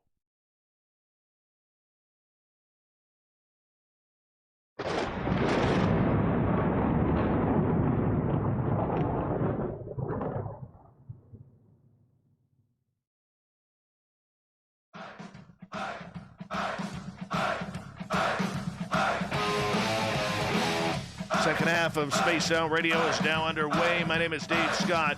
Thank you so much for tuning us on the mighty SOR, wherever you may be. We want to remind you that if you have missed portions of this show or others, check out our free archives by going to youtube.com/Spaced Out Radio. Do me the favor, hit that subscribe button. Our website is spacedoutradio.com. where we have a plethora of features for you, including rocking out to Bumblefoot and reading up on Captain Shirk's SOR Newswire. Follow us on Twitter at Spaced Out Radio and on Instagram at Spaced Out Radio Show. We continue our moon conversation tonight with Constance Victoria Briggs. We are learning all about this. The moon being a spaceship. Oh, we're getting into that one next. We have to. Absolutely have to. Her website, ConstanceVictoriaBriggs.com. Welcome back. Thank you. I just wanted to sort of, before we get into the spaceship moon theory, I just wanted to talk about whether or not extraterrestrials, you had asked me if they were warned off, if they warned us off the moon. There is a story out there that asks the question if the moon is a foreign country. And so the idea is that there are extraterrestrials living on the moon, have been all along, and that the moon is really not our moon, but it is more of a planetoid where beings exist, more like a foreign country, all to its own.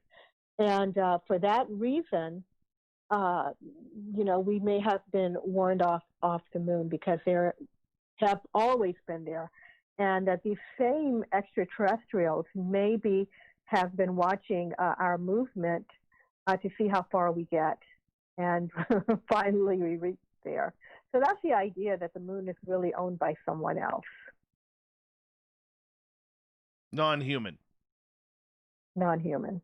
Or humanoid, perhaps, because the contactees, and also a man by the name of Ingo Swann. I don't know if you've ever heard of him. I can tell you about him later. But all of these people saw humanoids on the moon. So who knows? Okay. Are they connected? Are they connected to the spaceship moon theory? Have you heard of the spaceship moon theory? No, I need you to fill me in on this. Okay, so basically, the story is that like I said before, we have not proven the existence, of where the moon came from. We don't know the origin of the moon.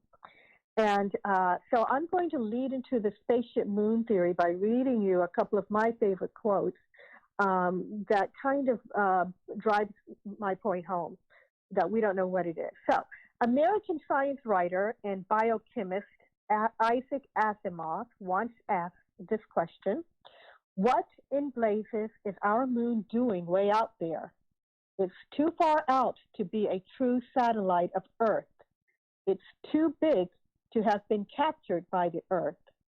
The chances of such a capture having been effected and the moon then having been taking up a nearly circular orbit about the Earth are too small to make such an eventuality credible. But then, if the moon is neither a true satellite of the Earth nor a captured one, what is it? What is it? So, scientists have not been able to answer that yet. They're working on it. Also, planetary scientist William Hartman states in his book, titled Origin of the Moon, he says, neither the Apollo astronauts, the lunar vehicles, nor all the king's horses and all the king's men could assemble enough data to explain the circumstances of the moon's birth. So there is one theory that seems, it's my favorite theory. We don't know, of course, if it's true, but it's very interesting, and it's called the spaceship moon theory. This theory was put forward in the 1970s by two Russian scientists. The theory is that the moon is not a natural satellite, that it is a hollowed-out planetoid created outside of our solar system, engineered by advanced beings, and sent across the universe and intentionally placed here in Earth's orbit.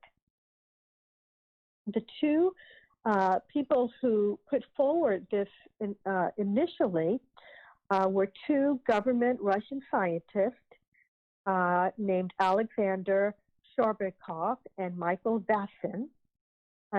This article of theirs was published in Sputnik magazine, and it held their conclusions about the moon. They believed that it was created, as I said, thousands of years ago and brought to Earth. They based their research on NASA's findings. NASA had found that the moon was possibly hollow. They looked at that. They looked at the fact that the moon is only 2.5 miles thick, which they looked at the fact that the meteors, when they hit the moon, no matter how big they are, they never go any deeper than the 2.5 miles. So that, they were saying, explains that perhaps it's too hard, or it's made of something too tough, or maybe even metal under all of that, moon dust, or there's something that's preventing those meteorites from, going any deeper. That was their thought. They also looked at the moon dust, which primarily consisted of chromium, titanium, and zirconium. They had said that if a material had to be devised to protect a giant artificial satellite from the effects of temperature, radiation, and meteor bombardment, that the experts probably would have used these elements as they are very tough. So they concluded that the moon is a spaceship. They believed it had engines inside, but on the outside it was coated with this moon-looking substance to make it look natural.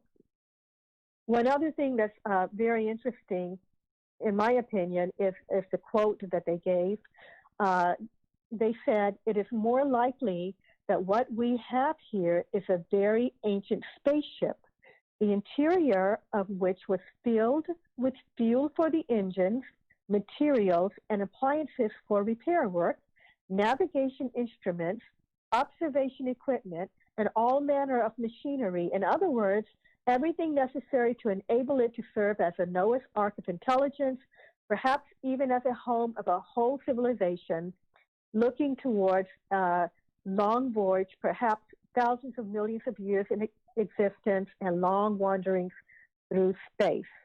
So they believe that the moon was sent here from another place and put into Earth's orbit. And then there are more theories as to why ETs would have put this around Earth's orbit, which I can get into. Yeah, keep going. I'm absolutely fascinated by this. So the idea is twofold. These guys are saying that the ETs were living inside, and they came, and that they've been here the whole time. But the other is that the extraterrestrials, and the Russians didn't say this is just a theory, that extraterrestrials placed the moon here to help planet Earth, to stabilize. They saw perhaps potential in the Earth being able to develop, to have a life, more, a lot of growth. And so they wanted to help this planet to thrive. And they put the moon in our solar system for that reason, because, as we know, the moon stabilizes the Earth on the axis, and without it, we wouldn't have, the seasons, and the tides would be, crazy. And so that's a theory as to why ETs would put it here. But interestingly enough, there is an ancient tale that came from the African Zulu people. And this tale talks about the moon. This old tale, let's see, it talks about the moon being hollowed out and a home to a race of beings called the Hitari.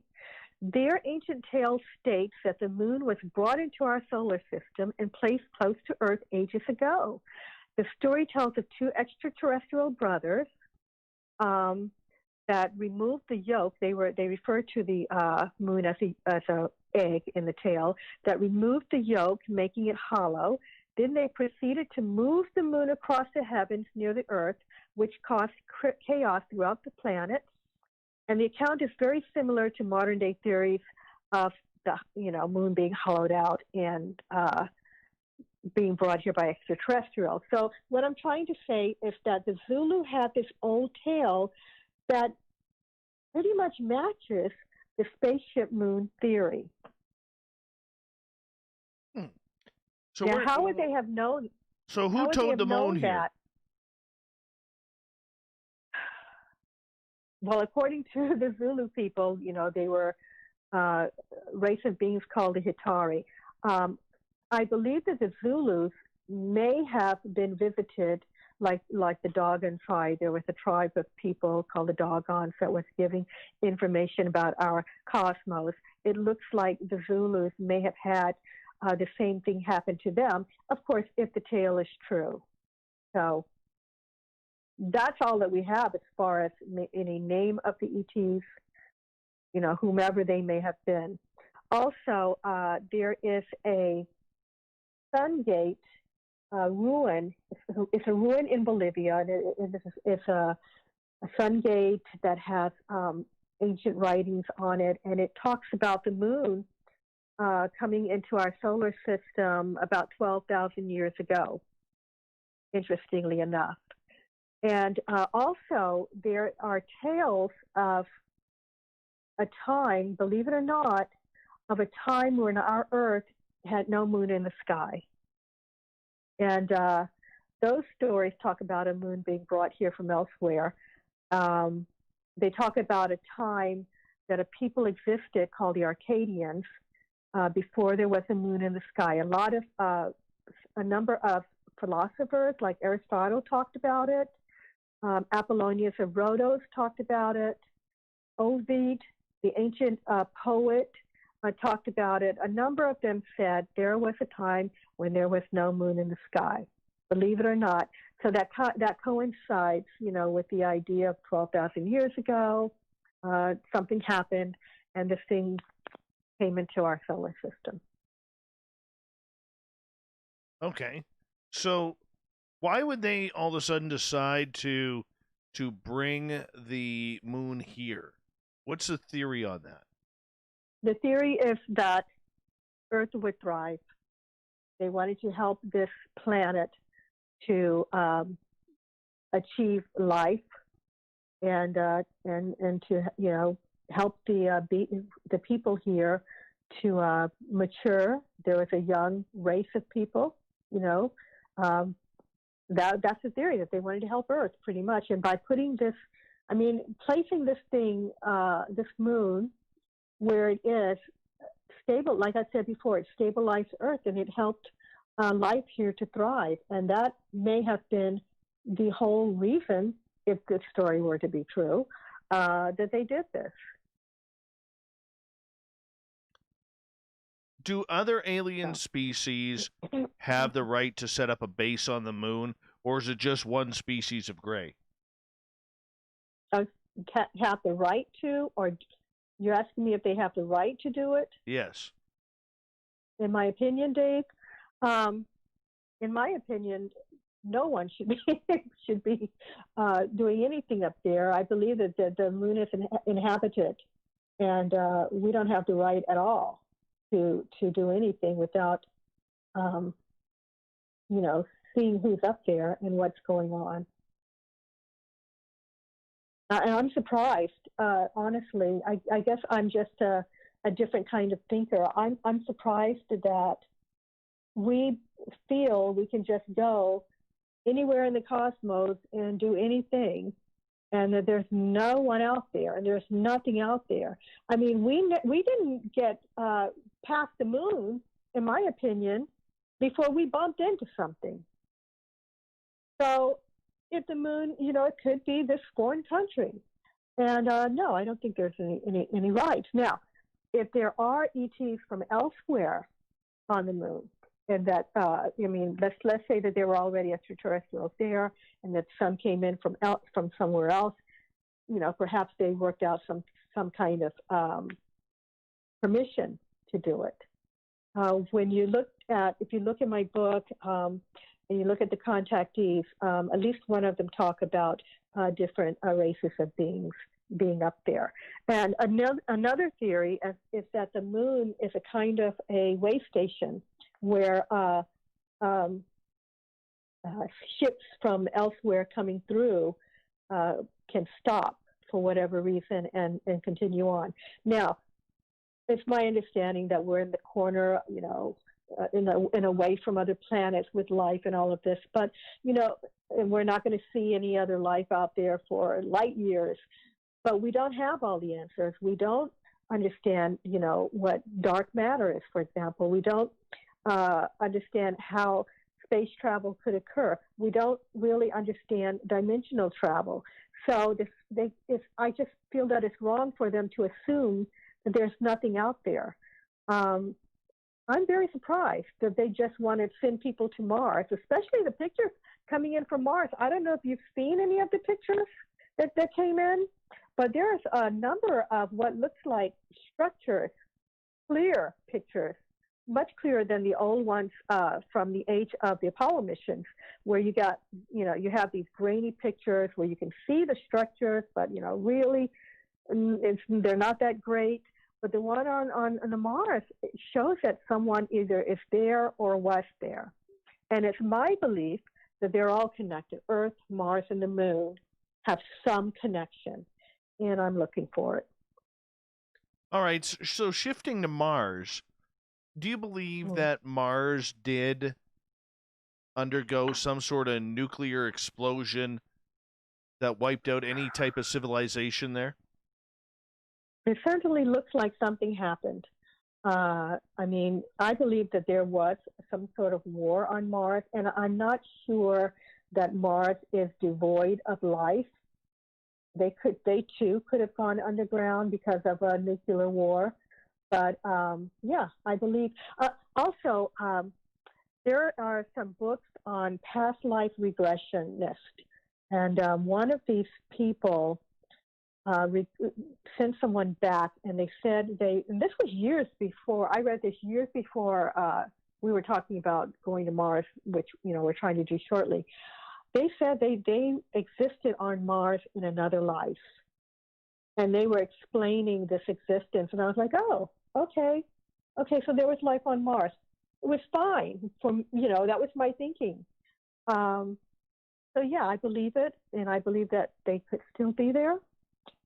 And I'm surprised that no one's considering that, because they think that we are the only beings in our universe, and we are the center of the universe, and so they can do anything they want. And we'll see when they get out there what else they run into. No one seems to care about all of this detail from the Apollo missions. And the pictures that they took and the things that they saw. For goodness sakes, there were astronauts standing on the moon, and there's a story that, something kind of swung by and almost hit them while they were working. I mean, there are things going on. So, yeah, that's my take on it, that there was an explosion, a nuclear explosion. There was a war. There was also possibly a war on the moon, because they do have fragmented ruins there that look like they were objects that had been man-made. And I think they're all connected, Mars, Moon, and the Earth. Okay, so a lot of those photographs that appear on Mars have some very interesting shapes on them. Some look like creatures, some look like bugs. There's the famous photo of what looks to be a human lady sitting with her leg up on a rock and her arm on resting on her knee. There's a lot of interesting photos there, but the majority, I believe, is under some sort of pareidolia, that our eyes are trained to see what we want them to see, and to try and understand shapes of formations as recognition that we've already memorized. So do you think this is a lot of what's going on Mars, or do you think that we actually have caught any potential life? I do think we have caught some, and I think it's a mix of both. I mean, I've seen pictures on Mars that I kind of thought, no, that's a rock. I don't think there's anything there. But then I've seen others that are, to me, pretty obvious that they are ruins of buildings and maybe even statues. I'm actually looking at some now. I have some pictures on my computer. Yeah, and I certainly advise people to go and do their research and, make up their own minds, because there's some pretty interesting pictures out there. People may not even know it. They may not even be aware that there are pictures, coming that came in from Mars. So I think some of it is things that we are looking at and we think we see something and we don't, but others are definitely something there. Just like the moon. Okay. Just like the moon. When you look at the monuments, pictures of the monuments on the moon, towers that are, several miles tall, you can't miss those. You can't look at that and say, okay, that's just a rock. I mean, there are obvious geometric shapes on the moon and showing that something was there too. So. Okay, so as we got about 2 minutes left, do you think humans have been to Mars? I don't know.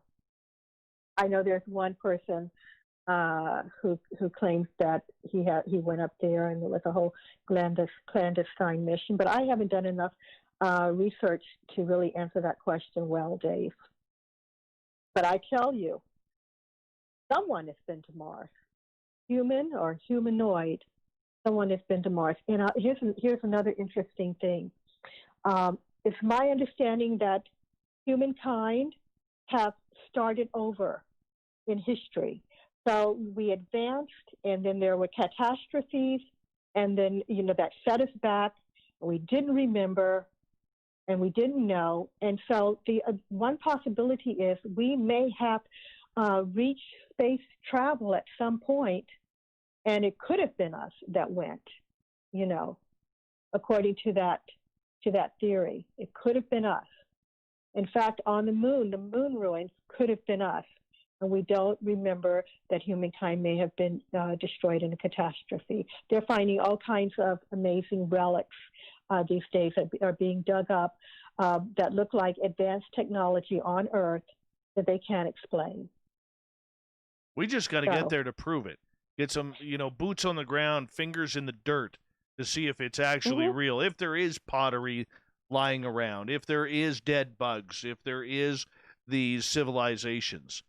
That's the only thing. I want to believe this. I truly want to believe this.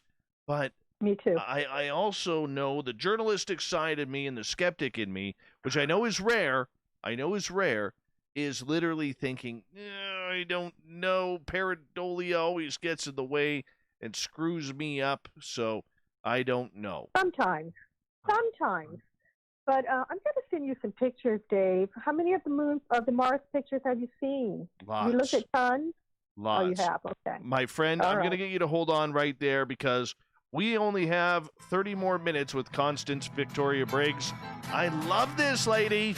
Love her. I do. I'm sorry. I do. ConstanceVictoriaBriggs.com. We're going to continue with moon, space, aliens, whatever else we can shove in the final half hour with Constance before we get to the news at the bottom of the hour on Spaced Out Radio.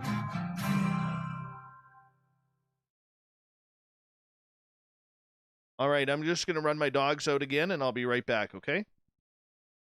Okay. Tell me if are you getting thumbs downs or thumbs ups? Oh, thumbs ups. There's 90 of them. Okay. Yes. You can go check. YouTube.com I can?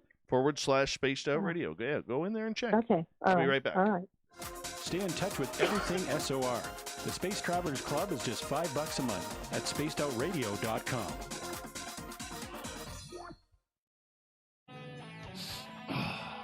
I'm feeling a little spicy tonight. What to do?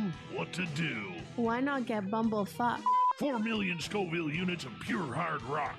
Bumblefoot hot sauces come in 3 flavors. The burning bumble. Tone it down a bit with Bumblicious and throw the sauce on everything. Spice it up. Bumble me, baby. Bumblefoot hot sauce. Get it today at kajans.com. The SOR Vault is open for business, and we have some cool swag for you to pick up. All you have to do is head over to our website and click on the SOR Vault. You have a variety of cool logos to choose from, and put them on anything you want. T-shirts, hoodies, hats, coffee mugs, you name it, we can get it to you. So do your shopping by supporting the store you love. Get your Spaced Out Radio swag at the SOR Vault today.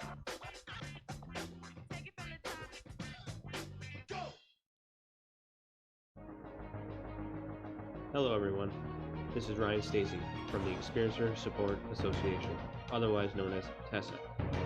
We're glad to team up with Spaced Out Radio to help investigate your experiences on the SOR Sightline Report. Together, we'll investigate the strange sightings and occurrences you've had. We're looking for answers just like you. So fill out a Sightlines report on the Spaced Out Radio website and let's figure out what's going on together.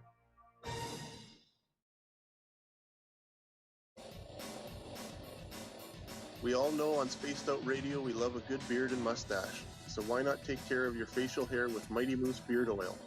Made in Canada, we're taking care of beards and stashes around the world. We use 100% natural ingredients with our oils and balms to make your whiskers feel silky smooth. Use promo code SOR2019 at MightyMooseBeard.com today.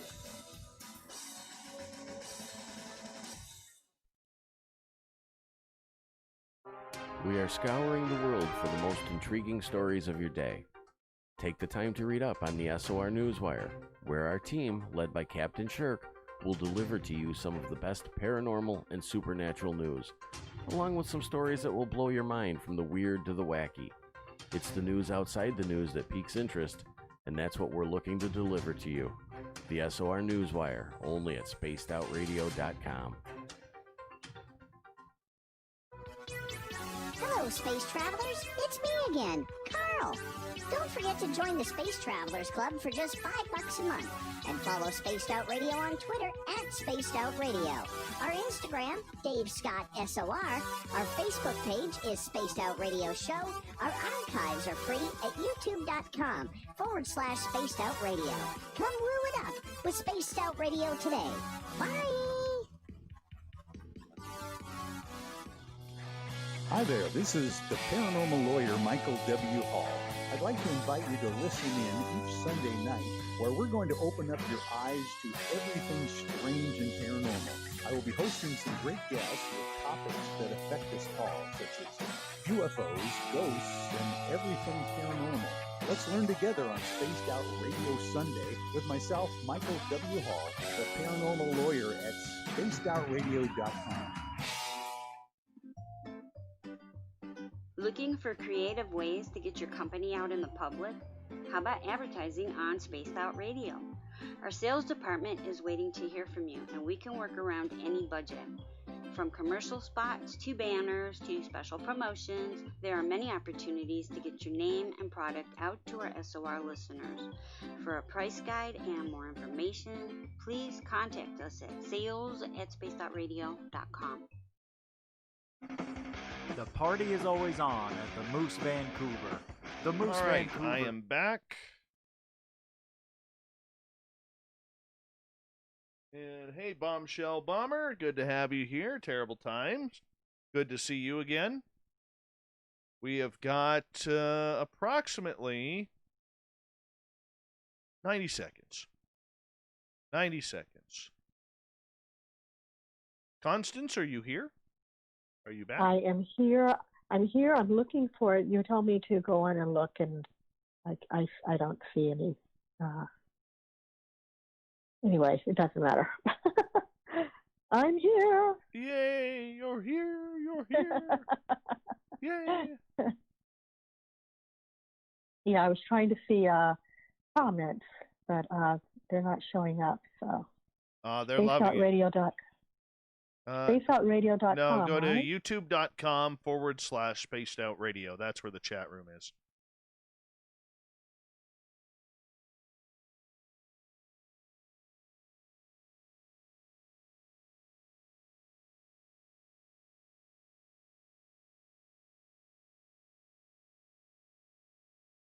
Okay.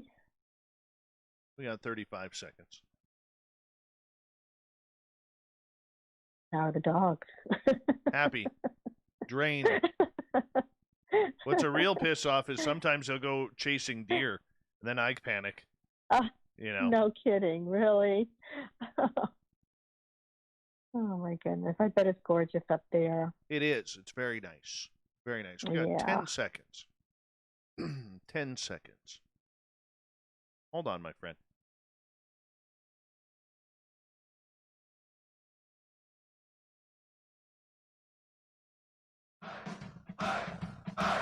Would you like to connect with us? Head to spacedoutradio.com for all your latest show info. Now, back to Dave Scott and SOR. Third and final hour of Spaced Out Radio is now underway. My name is Dave Scott. Thank you so much for taking the time to join us tonight. I want to remind you that if you have missed most of this show or others, check out our free archives by going to youtube.com/Spaced Out Radio. Do me the favor, hit that subscribe button.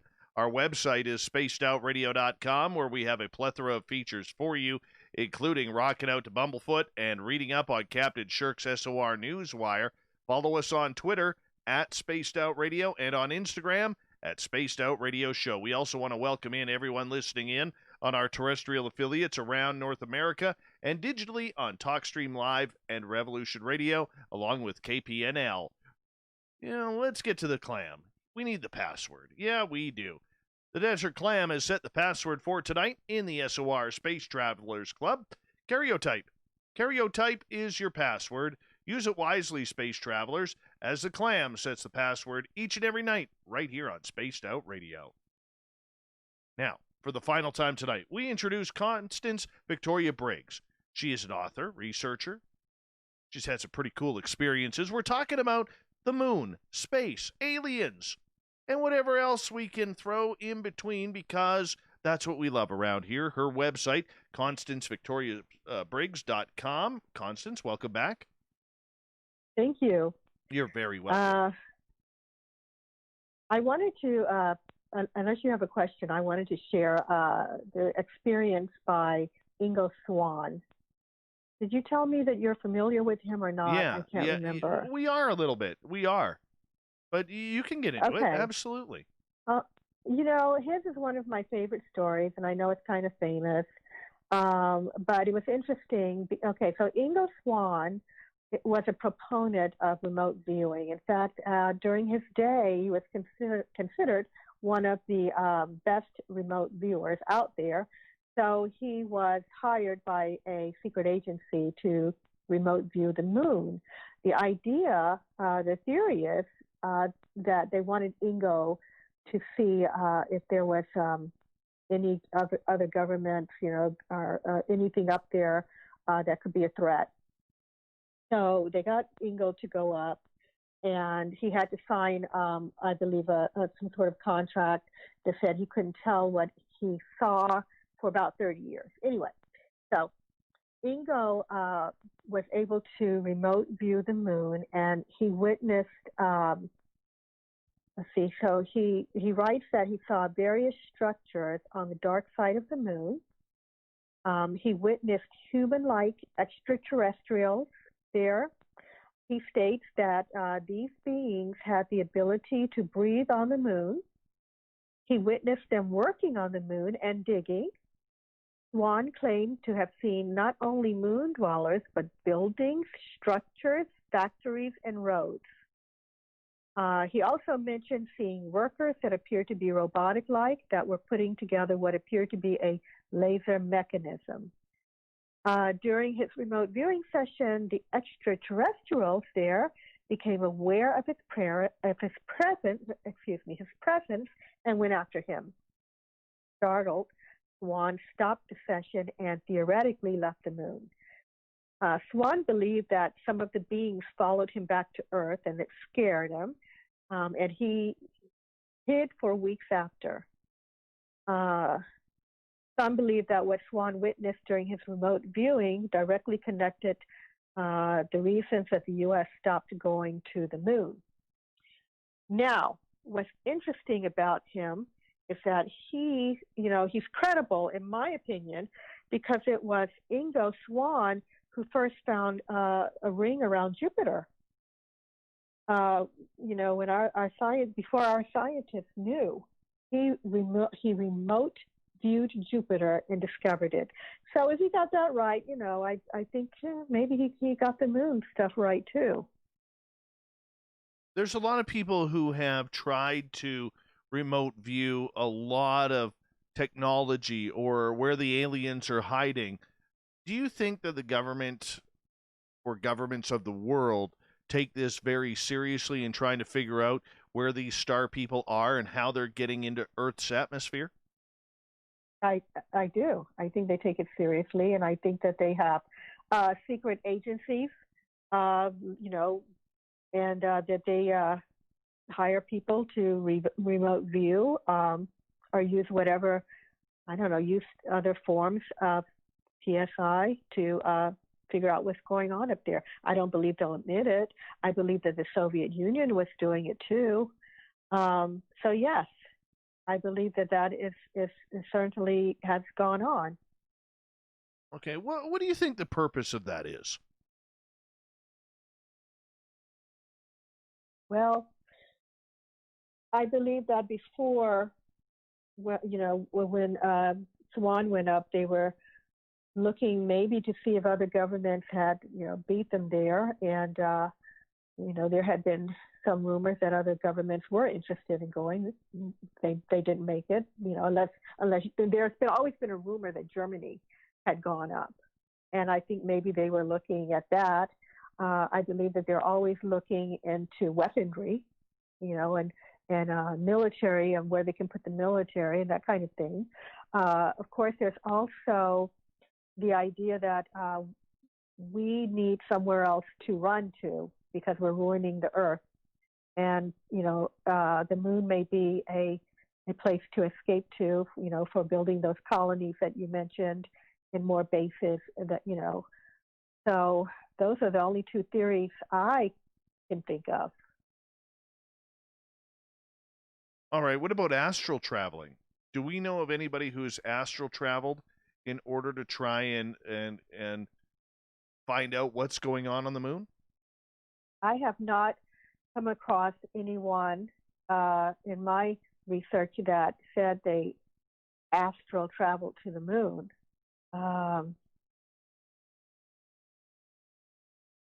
That I can remember, actually.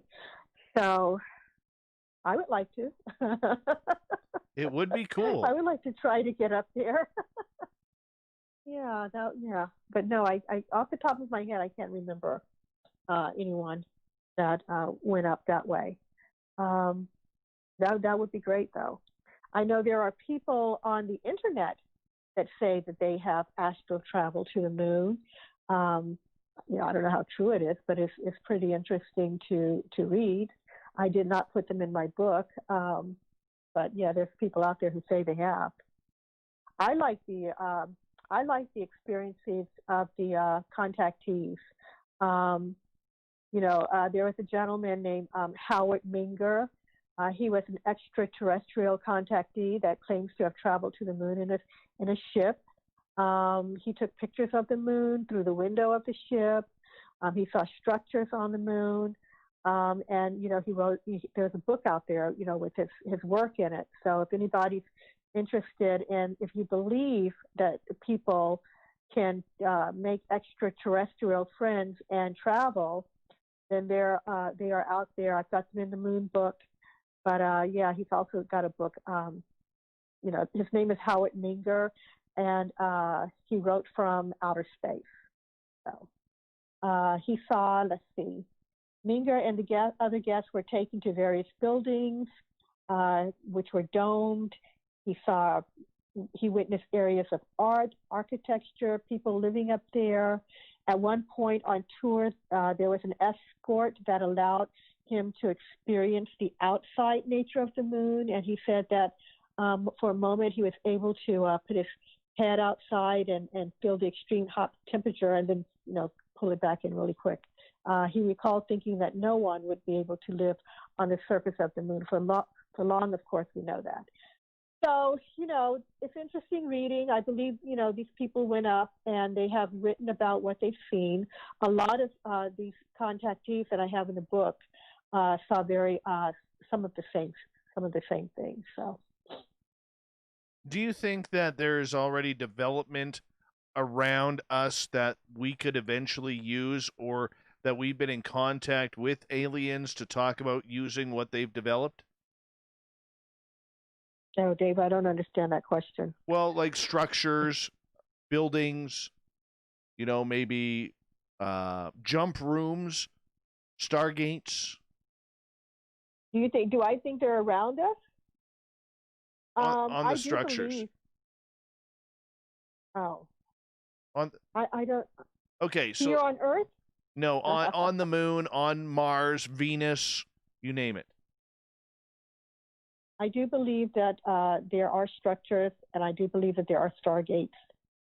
And I do believe that we can travel dimensionally through stargates. I also believe that they're here. I believe that there are openings that we can go through, if this is what you're asking me. I believe that, yeah, that's a way of transportation. And I believe that there is some work, secret work by the government who have heard about this.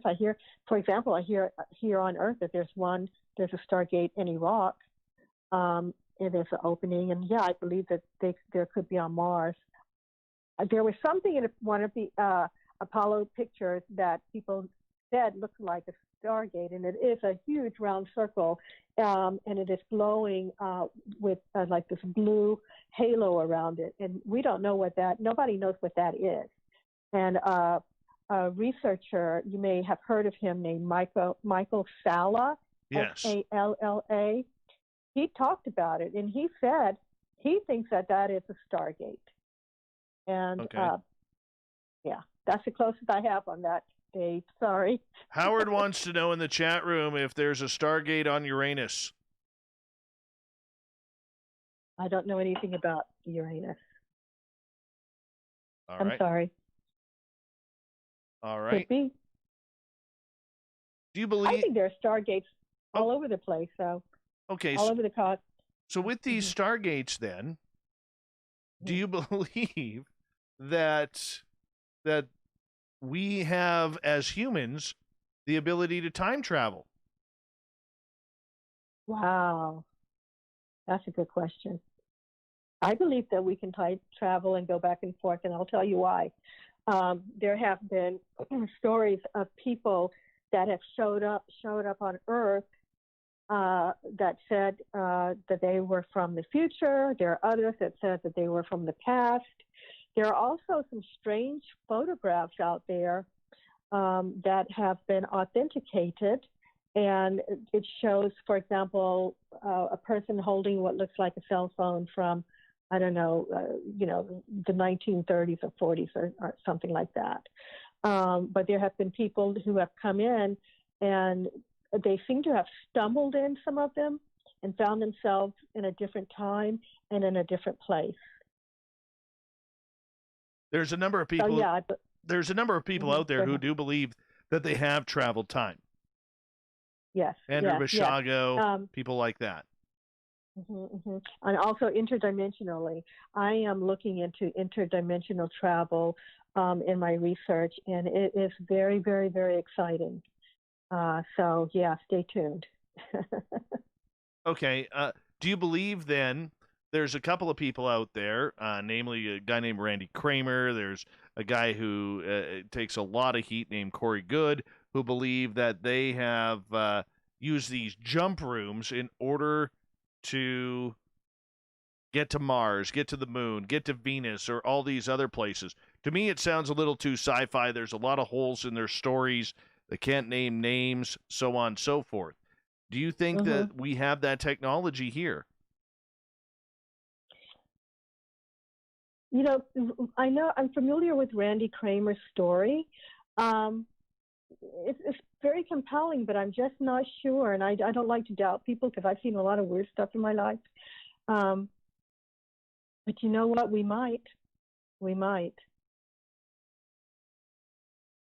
It makes you wonder if that It technology really is does. there. I mean, his story is amazing. So you think that nobody could really make all of that up, could they? I think it's very possible. I know there. I think I've met Randy personally. I've interviewed him a couple of times, and I like Randy, but I think there are times where I think a lot what happens is when these people like that go public. I believe that a lot of times what happens is in order to keep their name out there, that sometimes they forego the truth a little bit and exaggerate what is truly or what their experience truly is, if that makes sense. Yeah, I have to agree with you. That's why I don't want to. I've got Randy Kramer in my book. It's just a little bit on him. But I don't want to say that it wasn't real. But, it does seem a little exaggerated to me, too. So, yeah, I'm a little doubtful. Now, getting back to the question, how much, technology do we really have? How much do we really know? And how much, is being kept from the public? We, could be a little further advanced than we even know. And there's been, these stories about reverse technology of alien craft. Who knows what they found there? They're not going to share it with us, and there's only a small amount of people really that believe in this kind of stuff anyway. So I don't think that they have a lot to worry about as far as the public trying to come and figure it out. We are a minority, you and I, and many of your listeners. If I walked around, talking about this with people normally, I would get a lot of slack. I have, my friends, a lot of them are just not interested. They're not into it. So I don't think the government has a lot of worry, I'm trying to say, of people banging on their doors to find out what advanced technology is when they don't even, most don't even believe there's ETs. So who knows what we have? Considering we've talked a lot about extraterrestrials tonight, do you believe with what you have learned, what you have studied, maybe even in your own communication, that we are ever closer to getting some sort of disclosure? I mean, we seem to be talking about this subject a lot more these days. I think that we are on the cusp of a disclosure. I think that we have been prepared we are being prepared for a long time by extraterrestrials who have influence over social media, what's going on. They have influence over what we see. I believe things like, just shows like Star Trek, for example. I think, as I mentioned before, you and I were talking about Gene Roddenberry, the creator of Star Trek. I don't believe that was any coincidence. Gene sat in on channeling sessions by a woman said to be in contact with extraterrestrials, and he learned from her that there are ships out there that we cannot see, that have members of different alien communities or alien races working together in an effort to help Earth. And I believe that they, Gene, when he created, for example, Star Trek, I believe that was a kind of preparation for us, not just Star Trek. I'm talking about all of the images that we have of extraterrestrials, all of the stories, all of the ideas. I think that we have been prepared a little at a time, and I think now more people than ever are ready. But you know what? Not everyone. So we still have that work to do. So, but I do think disclosure is coming. I think it's a little ways off, but I do think it is coming, and it's slow. And I think part of the things that you and I, for example, need to do is spread the word, help get the word out there. I meet people like my relatives. I was home. I'm from Washington, Alexandria, Virginia, which is part of the Washington metropolitan area. When I go home and talk to my cousins, they heard about my Moon Mysteries book. They didn't have a lot of information on anything that we're talking about. They didn't know. And I think that the more we can inform people, the closer we will be to disclosure, because it's going to be hard for people to accept this. And we don't want to have people in shock or people turning crazy or violent or whatever they might be. So we need to keep the word out there. And I do think disclosure is near, though. Did you get the opportunity to read the story that came out yesterday regarding the former head of the Israeli Space Agency, Haim Eshed, saying that a galactic federation has been waiting for humans to reach a stage where we will understand what space and spaceships are, and that Donald Trump allegedly was about to break disclosure, saying aliens are here, but the aliens said, we don't think humanity's ready for that, so please don't. I did not read that story yesterday. It kind of, something did cross my desk on the news, and I was tied up. I was at my computer and I was working on a book, and I didn't get all of that. I will, get off of here when we hang up. I'm going to look that up. That's very, very, very interesting, because there is, as far as I understand, there is a galactic federation, and that is very interesting for me to hear someone even use the term, because I never hear anyone talk about it. There are federations out there from, just what I've come across, and councils out there that are extraterrestrial. So I would like to look that up myself. But yeah, I have heard of a galactic federation, and those are the ones that I've heard, came in and trying to help humans and trying to prevent us from blowing up and, that sort of thing. And that they approached the governments and, talked to them and said that they would, trade technology if they would just give up their nuclear weapons. And the U.S., I hear, said no. Yes, I've heard that. That's a Greada treaty there. Yeah, that's. I would love to see something happen there. We have about 1 minute left with you tonight, and I want to say, Constance, thank you so much for taking the time in your evening to join us and our audience. Tell everybody where they could find your books. On Amazon, you can find it. Adventures Unlimited Press, you can find it. If you Google it, it pops up everywhere, and there is a number of other bookstores, selling it. Amazon, I understand, had run out, but they're now fulfilled again, so shouldn't be hard. You can find me on Constance Victoria Briggs.com. I also have a Facebook page, Constance Victoria Briggs, a Facebook page called Moon Mysteries, where I'm posting Moon Mysteries over there all the time, and current moon information.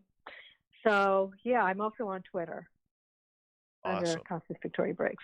Awesome. Constance, thank you so much for coming on Spaced Out Radio. We really do appreciate you taking the time for us, and thank you for sharing your story and your research with us. Thank you for having me. It's been great. I loved it. It flew on by. Hold on 1 second while we go to commercial here. Coming up next on Spaced Out Radio, we're going to join Shane and the shift out of Vancouver, go straight across Canada. We're also going to get to the news wire, the thought of the day, and much more on Spaced Out Radio right after this.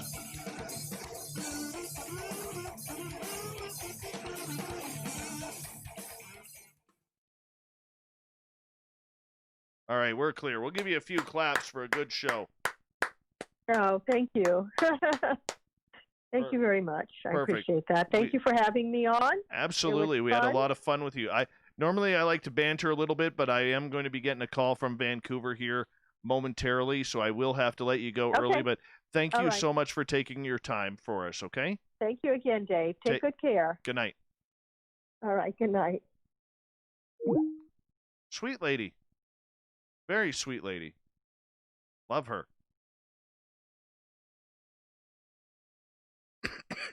Excuse me.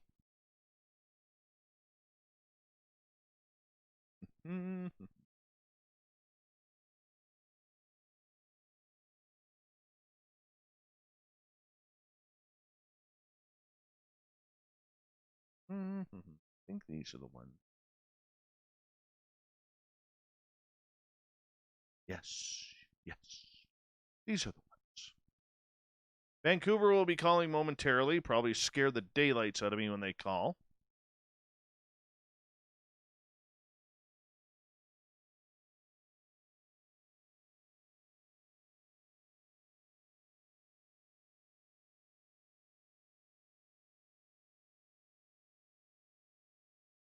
Hiya, Gil.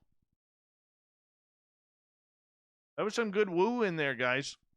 High quality woo in there. You can thank Corrence, the booking guy, for getting that woo to us. Oh, I didn't know Alaska's greatest athlete was still listening in. Look at that, chiming in with a late comment right there. This is in between. She comes in early, she strikes, then she goes, does her nightly routine, pulling the eyelashes off, making sure that there's not an eyebrow hair out of place, so she gets out the tweezers, wipes down the makeup. We got to exfoliate the skin, because good skin is a priority when you live up in Alaska. That is for sure. You must exfoliate. And, yeah. And then all of a sudden, boom, there she is again. Late night comment, just like that. I know she's laughing right now. She's like, oh, God. Sing to you, Lexi. Oh, I can't, because the phone's ringing. Hey, Vancouver. Dave Scott, Spaced Out Radio. How's it going, my man? I'm good. Good. We just had a discussion about Uranus. Oh, yeah? How is it? Well, you never want any aliens up Uranus. You know what I'm saying? You may want some things, but not aliens. No. Exactly. You never want that. You never want that. Oh, my God. Is that what we're talking about tonight? No. We're talking about a story that I started with Drex, and then I've got an update on that, and then the former head of the Jewish Space Agency claiming that a galactic federation will not allow us to see the aliens as of yet. All right, sounds good, Dave. Yeah, we'll just we'll check in with you at 36, and we'll chat then. All right, sounds good. We'll talk to you in about 90. Okay.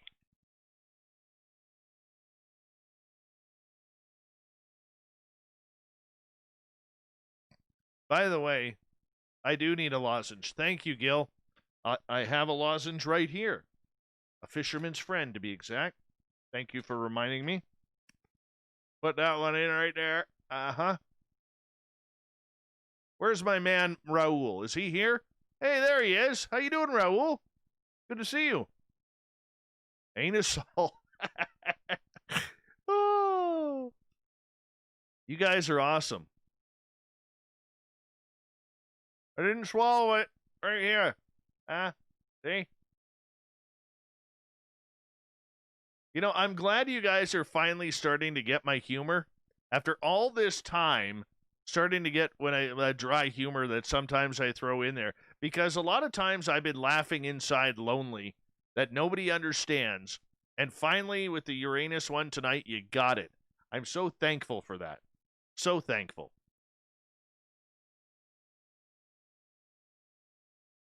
Everybody does, Lexi. Everybody does. $20 a shot.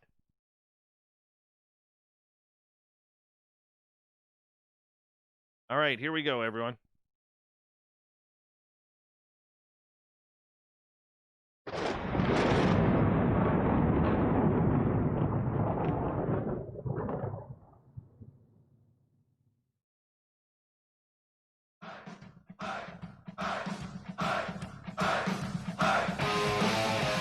We rounded third. We're heading for home tonight on Spaced Out Radio.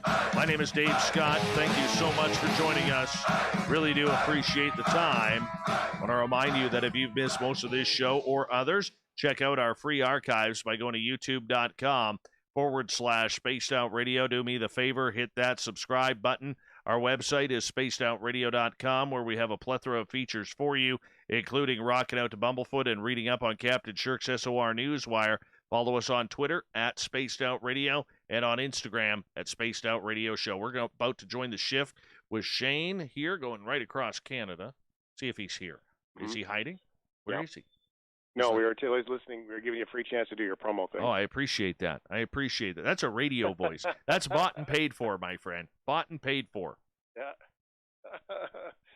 Dave Scott, thank you for spending some time with us here on the shift. I appreciate it. And thanks for including us in your show, too. And spacedoutradio.com is where you can listen to it. Actually, it's so easy, too. If you just go to spacedoutradio.com, it's right there on the front page. You just click on Dave's face. And if you really want to have some fun, by the way, navigate through the website, and you can see the different seasons of Dave's beard. This is true. I am in heightened winter season right now. I am almost in full form. If you're in the full beard. I got asked if I was influenced by Karl Marx earlier, by Charles Adler, and I'm decided that less influenced by Karl Marx, but I'm definitely starting to look like Karl Marx, as his big bushy beard, white beard that it is, with a dark mustache wrapped in it, seems to become that's my face these days. Such as COVID beard, I suppose. That's why you got to get some beard oil, some high quality beard oil. And my buddy Gary out in Chilliwack makes it. I don't know if I should give him a plug or not, because that might be a little weird. But my buddy Gary makes it. Yeah, totally. It's called MightyMooseBeard.com. MightyMooseBeard.com. There we go. I'll just say it. Right out there. There's I do. I have my favorite beard oil too. I use a beard balm. Nice. I also like that. These are the things that we do. Well, aliens and Bigfoot do care about a high quality beard. They really do. True. Well, especially the Bigfoot. When it comes to personal grooming. Where are we going to go tonight here? I like the alien conversation, and that one always gets me. Not the aliens so much as the UFOs. I like talking about the UFOs, Dave Scott. What do you got in your little tickle trunk for us? Well, I have a couple of stories for us. Now, this story started way, way back when I started doing this segment with your predecessor, Drex. And you and I have talked about it a little bit in regards to, Canada's role in ufology, the UFOs, as you like to call them. And I got sent from Ottawa by a secret source that I have there about a report out of Invermere, British Columbia, that was investigated by NAV Canada. It was also investigated by the RCMP. Now, a couple of years ago, I forewarned people, if you see a UFO, do not report it to the RCMP. Look, there's a lot of great police officers out there, but under the protocol when it comes to UFOs, and you may not take this seriously, your listeners may not take this seriously. I know mine do, okay? But here's what happens. When you report a UFO to the RCMP, they take down your information, and then that information gets submitted with the report to NORAD in Colorado, which means that the United States military and the United States government now gets a hold of your personal information. To me, that's not very comfortable. Not comfortable at all. Well, you would think. I mean, okay, I get the NORAD connection, because that would be the North American Protection network, really. Yes. Concerning, though, that that would be, the first place, I suppose, that it goes. Is interception really something that they would do? I mean, it seems to me, not to be dismissive, David, I don't mean to be dismissive, but it seems to me that by the time you get a couple of jets in the air, it seems like an expensive endeavor to not find much. Well, I mean, it all depends. So how this whole started was I was in a conversation with a member of our local RCMP detachment here. And I just, me out of the blue, I'm the weirdo in town, so I don't mind asking these tough, pertinent questions. I said, hey, what's the RCMP protocol for UFOs? But imagine my amazement when this officer turned to me and said, in the air or on the ground. I expected to be laughed at. But no, he says, in the air or on the ground. So I said, well, let's start off in the air. He goes, okay, protocol is this. You phone into the RCMP detachment or 911, call in a UFO.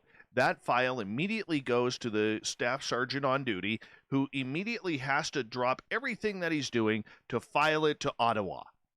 Ottawa, HQ, then sends the report to NORAD, who tries, if possible, to send the 2 closest CF-18 Hornets to try and intercept the craft. Okay, so what if it's on the ground? He goes, I'm not sure.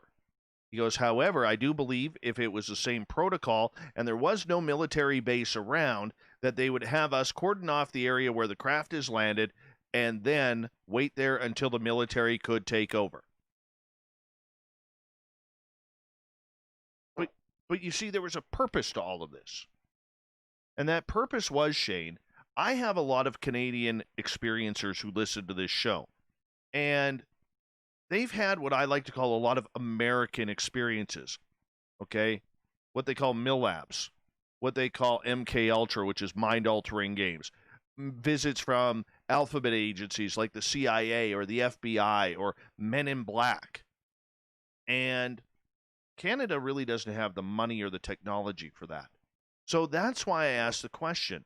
And then it all came to senses when I found out, and now confirmed by a source in Ottawa, that your personal information, when you submit a UFO report to the Royal Canadian Mounted Police, automatically goes to NORAD, which means, like I said again, the U.S. government gets a hold of your personal information on that report. Now, I don't want to distract away from it, but the biggest thing that I left with in that is I'm more surprised that Canada has 2 CF-18 Hornets ready to go anywhere. It's true. That's the hardest thing I have to believe in it. The rest of it, I believe you. But I get that. Cool. Okay. Well, that's interesting news. What about when we talk about, the existence of that? Because what you're alluding at the fact that NORAD, a la RCMP, because if the local officer is talking about structure around it, that means that there's a protocol there, and that means that everybody generally accepts it to be true. There is a protocol happening. Right. So when we look around the world, though, is this just a North America thing, or is this the kind of thing that happens in other countries too? I have learned in the past week that a lot of these UFO sightings, when something big happens with the military or politicians or whomever, what happens is there is a 5-country panel that immediately gets reported to. Might be for 6 or 7, but it includes Canada, the United States, Britain, France, Australia. That all get to know. And then there might be some subsidiary countries in there, for instance, like Israel or other allies, Japan being another one. Okay? I'm not sure about Russia, China, but apparently that the minute something happens, the other 5 countries, so if something happens in Canada, the other countries immediately get a report on what was filed as well for their own deciphering in this topic and in this phenomena. Now, you say Israel. Yes. There's a new story, and I just love anybody who's named Chaim, because that's fun to say. Yes. But there's been some stories, because I'm surprised we don't hear about this more often, people who leave those high-level top-secret spots that claim to have insider info, spill the beans, if you will. And there was new information that came out of a space dude there. Yes, Chaim Eshed is 87 years old. He is retired, the former head of the Israeli space security. I mean, this guy had pull. So he comes out and drops this bombshell saying that unidentified flying objects have asked not to publish that they are here because humanity is not ready. And this story has erupted around the world. And basically, what he is saying is aliens are here. They've been here a long time. They're equally curious about humanity and trying to seek and understand the fabric of the universe. However, they are guarded by this galactic federation that is sitting somewhere in the sky right now, watching over planet Earth. And they do not believe that humanity has developed and reached a stage where we will understand in general what space and spaceships are, therefore being detrimental to the population. He also adds that President Donald Trump is aware of extraterrestrials' existence and had been on the verge of revealing this information, but was asked to by this galactic federation of aliens in order to prevent mass hysteria on this planet. Like, this is crazy stuff. You know, this is the kind of stuff that people wear a lot of tinfoil for. And this is stuff that people in my venue have been made fun of for decades. And now you have this gentleman who has a pretty high position who is now saying this. Now, we don't know his health status. We don't know his sanity. We don't know if he has a mental disease like Alzheimer's kicking in or something along those lines. We don't know. But what we do know is what he said and what he has been quoted on. And he is basically saying, although we have yet to find signs of extraterrestrial life, NASA is exploring the solar system and beyond to help us answer these fundamental questions, whether or not we are alone in the universe. It's very interesting because there's not a lot of people commenting on this. Susan Goff, who happens to be the pit bull of all PR people at the Pentagon, basically declined to comment on this, nor did the White House or Israeli officials. This is somebody who literally, and I hate to say it this way, has one foot in the grave and maybe holding a guilty conscience on what mankind's future is all about. There's a great fiction book, and I'll just say that part again. It is a fiction book. It's by Matt Haig, and it's called The Humans. I've shared it here on the show before. And it sort of tells a story very similar to that you speak of, Dave, that there are races of aliens that are there, that are among us, to wait until humans figure it out. And in the storyline of this fiction book, it is about humans figure out something that humans are not ready for. Right. And that's when the aliens have to step in. And which is interesting to think that, you know, even though that is just a fiction book and a storyline about one family, maybe there's some truth behind it. Well, you know, some of the craziest guests that my listeners have heard on this show have all talked about this alleged galactic federation. Some have called it the consortium or whatever you want, but they've always alluded to this galactic federation that's sitting in some spaceship above the Earth. And now, I got to be honest with you.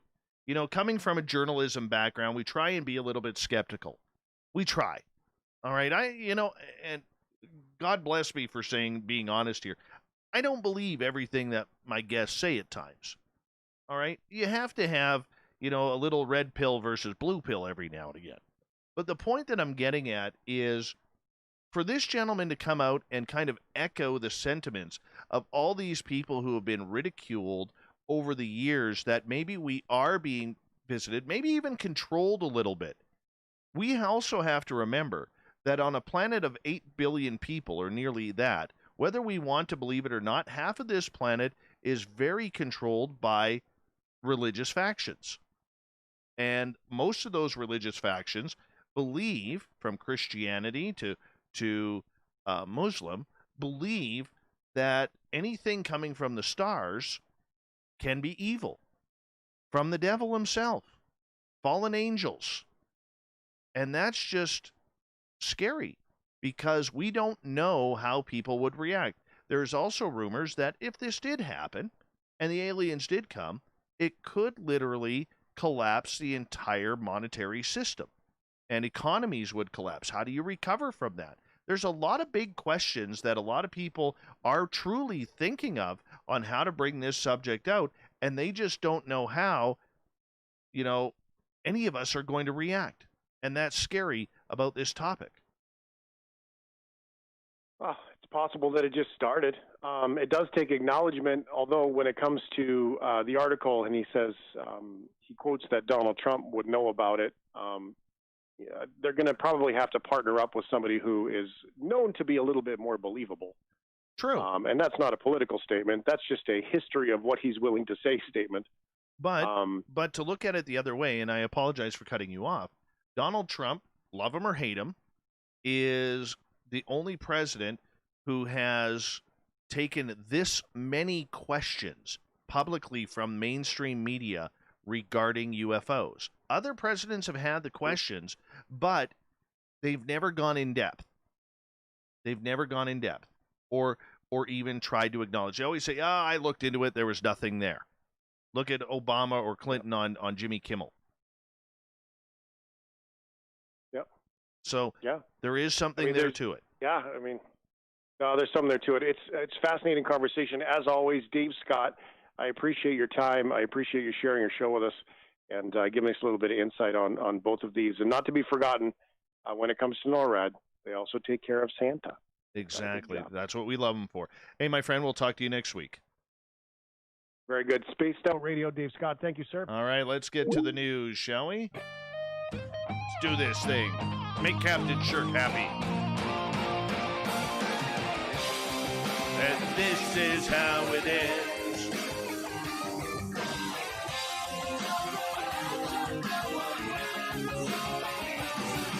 The news is always changing, which is why we bring you the SOR News Wire, the back end of every show, where we get to the weird, the strange, the wacky, and sometimes the mountainous. Well, apparently Mount Everest is going through a growth spurt.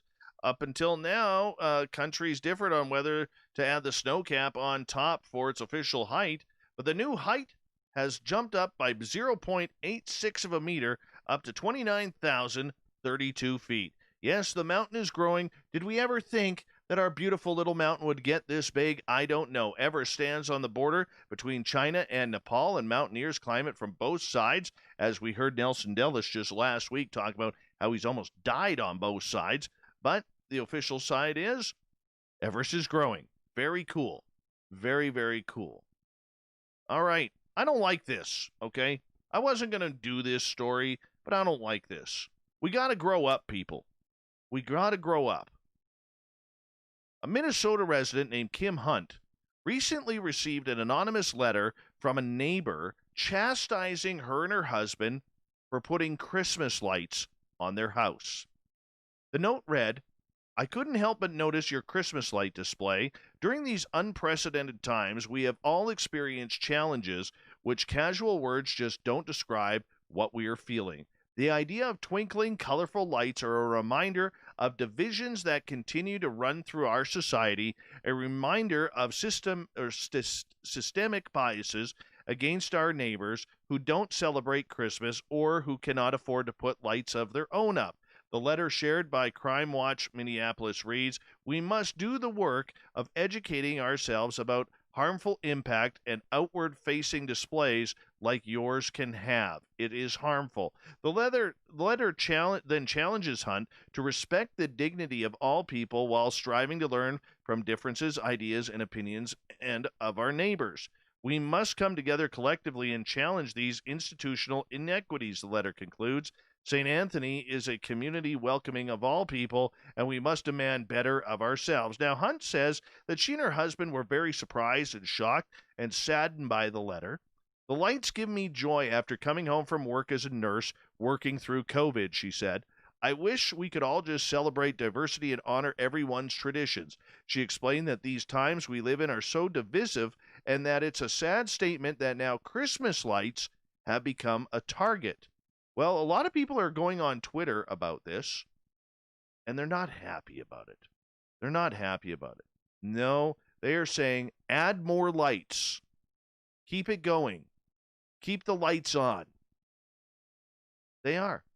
It's ridiculous. Derek Anderson, NFL player, says, I saw this coming a long time ago. If I can't have it, nobody can. Or if they have it, we all deserve it. That's not life. How about we just enjoy the beauty of the season that maybe some people can't afford? There's been times when I can't afford Christmas lights or to put the power on. But you know what? I drove around and I was very thankful that there was something to look at. It made it feel a little bit more like the season it is. Let's get back to normal. Let's start treating people properly and thanking them for making this time of year beautiful.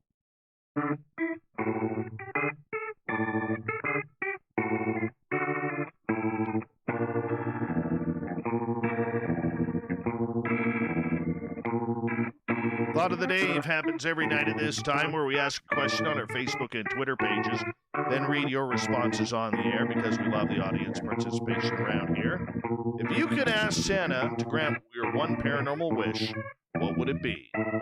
Ben, if Santa were to grant me one paranormal wish, I'd want a pirate to visit and show me where he hid the coins. Please be a friendly spirit. Mondak, what is the Dogman Sasquatch? Makes sense as an ape missing link, some form of human similar to the Cro-Magnon, but an upright walking canine? Where'd that come from? 13 Ballads, Parks Canada finds Sir John Franklin's burial vault with the records of the expedition inside, still intact.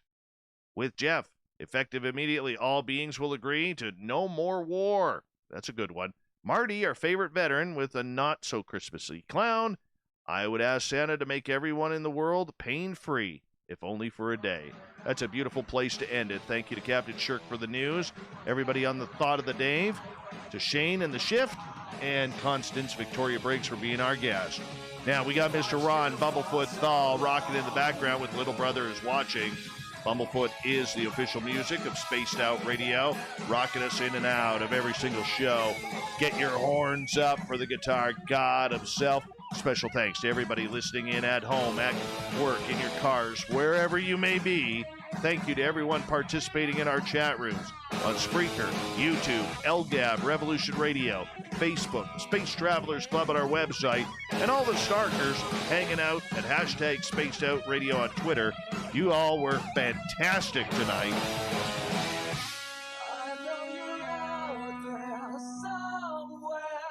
Remember, this show is copyright by Spaced Out Radio and SOR Media Ventures Limited. Thank you so much for choosing to share your evening with us, because together, my friends,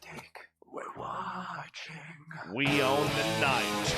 Mr. Bumblefoot, we need a favor. We need you to take us home.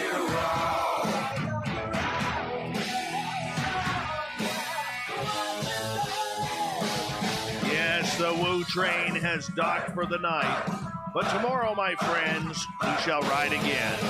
Your seats are always available. Your tickets never expire. And if you want to bring a friend, guess what? We got room for them too. Good night.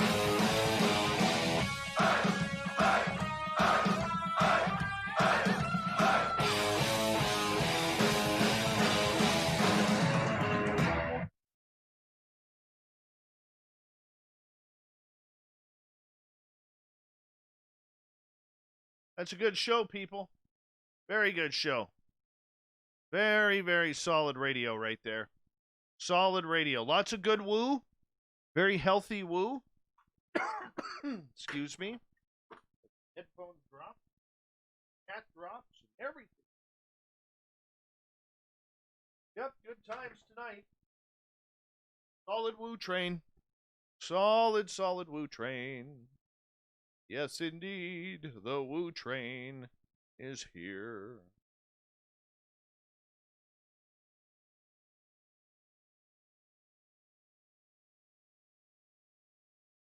On alone. Hungry.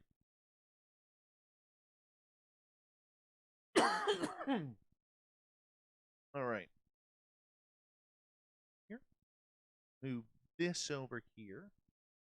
Let's move that down. Move that down. Now we get to edit. Isn't that nice? Isn't that nice? Let's have a little editing here. Right? I mean, if you can't edit, what can you edit? You can't really edit.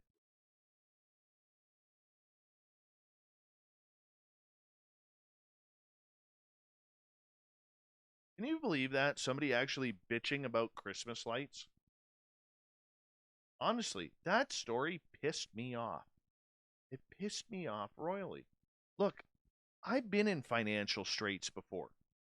It sucks. I've had 2 Christmases in my life since I've been an adult where literally there was nothing under the tree, and it was emotionally hard because you couldn't really get anything. And I remember a few years ago, I was talking to a buddy of mine, and we could barely afford anything for our son for Christmas. And next thing you know, I get a knock at the door. There's this giant bag of toys with my buddy carrying them in, saying, "Hey, that kid needs a good Christmas, and we're here to help out." Right? I know what that's like. But you know what? One of the things that saved us for Christmas, okay, and saved us in our own mentality of not being able to afford the Christmas that we wanted, was the fact that we got to go out and we got to drive around the neighborhoods looking at Christmas lights, playing Christmas music on the radio, or and singing along and staring at the Christmas lights. And for every good one, we'd clap our hands and go, "Yay, good work!" I'm sure a lot of you guys have done that too. So the fact that some entitled piece of shit wants to bitch about their neighbor putting Christmas lights up, you know what? We are going into all hell in a handbasket because of all of this crap, okay? A lot of this crap. And I hate to tell you, okay, Christmas is a traditional holiday. Whether you believe in Christianity or you're pagan or you're Jehovah's Witness or whatever it is, we respect all the holidays. Look, I love Christmas as much as I love hanging out with my East Indian friends celebrating Diwali. And if you've never been to a Diwali festival, you're missing out. That is one hell of a good party. It really is. Okay? Or the Chinese Lantern Dragon festivals in Richmond, British Columbia. Those are so much fun. Like, we have this ability to be this beautiful, beautiful melting pot of helping each other out. But the only thing we want to do is kick the shit out of each other for having a different belief and having a different system. Okay? That person needs a bag of burning poo on their doorstep. They really do. We got to go old school with people like that. Somebody light a bag of burning poo on their doorstep. All right? Seriously. And you're right, Ibarata. At Diwali, you get the most amazing food. Amazing food. It's fantastic. Right? But how the hell do you bitch about Christmas lights? Seriously, how the hell do you bitch about Christmas lights? What kind of fascist piece of poo do you have to be to bitch about Christmas lights? Oh my God. It drives me nuts. This is tough times for a lot of people, and most of us actually are thinking with our fucking brain and wanting to just, relax and have a little bit of sense of normalcy with the family. Maybe go to Starbucks, pick up a family full of hot chocolates, or coffees or teas or whatever that language they speak at the Starbucks, because I don't understand coffee shop. It's a whole different brand of English that I have never picked up. Okay, but I mean, have we become that much of an asshole society that now we're going to bitch about Christmas lights? Now look, I will say this. there is a serious chance that letter is a hoax. We do have to, say where, what it's all about. There is a chance, but if that isn't, okay, that person is an asshole. You know what I'm saying? That, my friends, is an asshole. And if you are going to be an asshole like that to your neighbors, have the decency to put your name on the letter. You chicken shit rat bastard for keeping it an anonymous neighbor. You know what I'm saying? I don't like that. I don't like that at all. That's not cool to me. It really isn't. But we're so adept these days at wanting to be better than other people and we're willing to hurt people's feelings because of it. What did that person do? They put up fucking Christmas lights.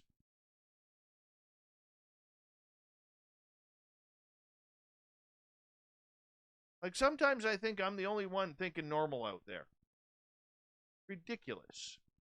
Absolutely ridiculous. And I hope that letter isn't true, and I hope that's just not somebody pulling a media prank.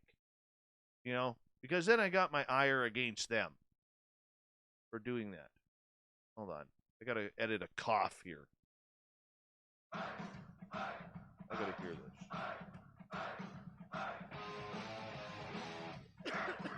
There it is. Hear my cough? We're going to cut out this little section.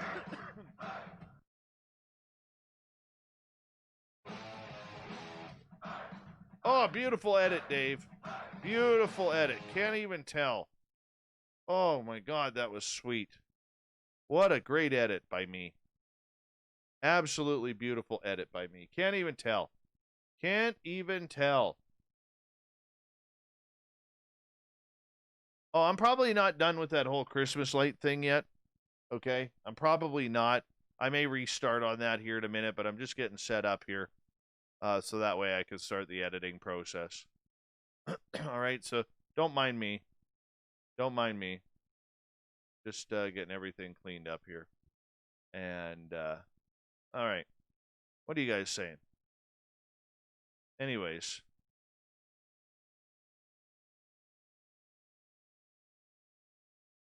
You know what I want to tell all those people who bitch about Christmas? Honestly.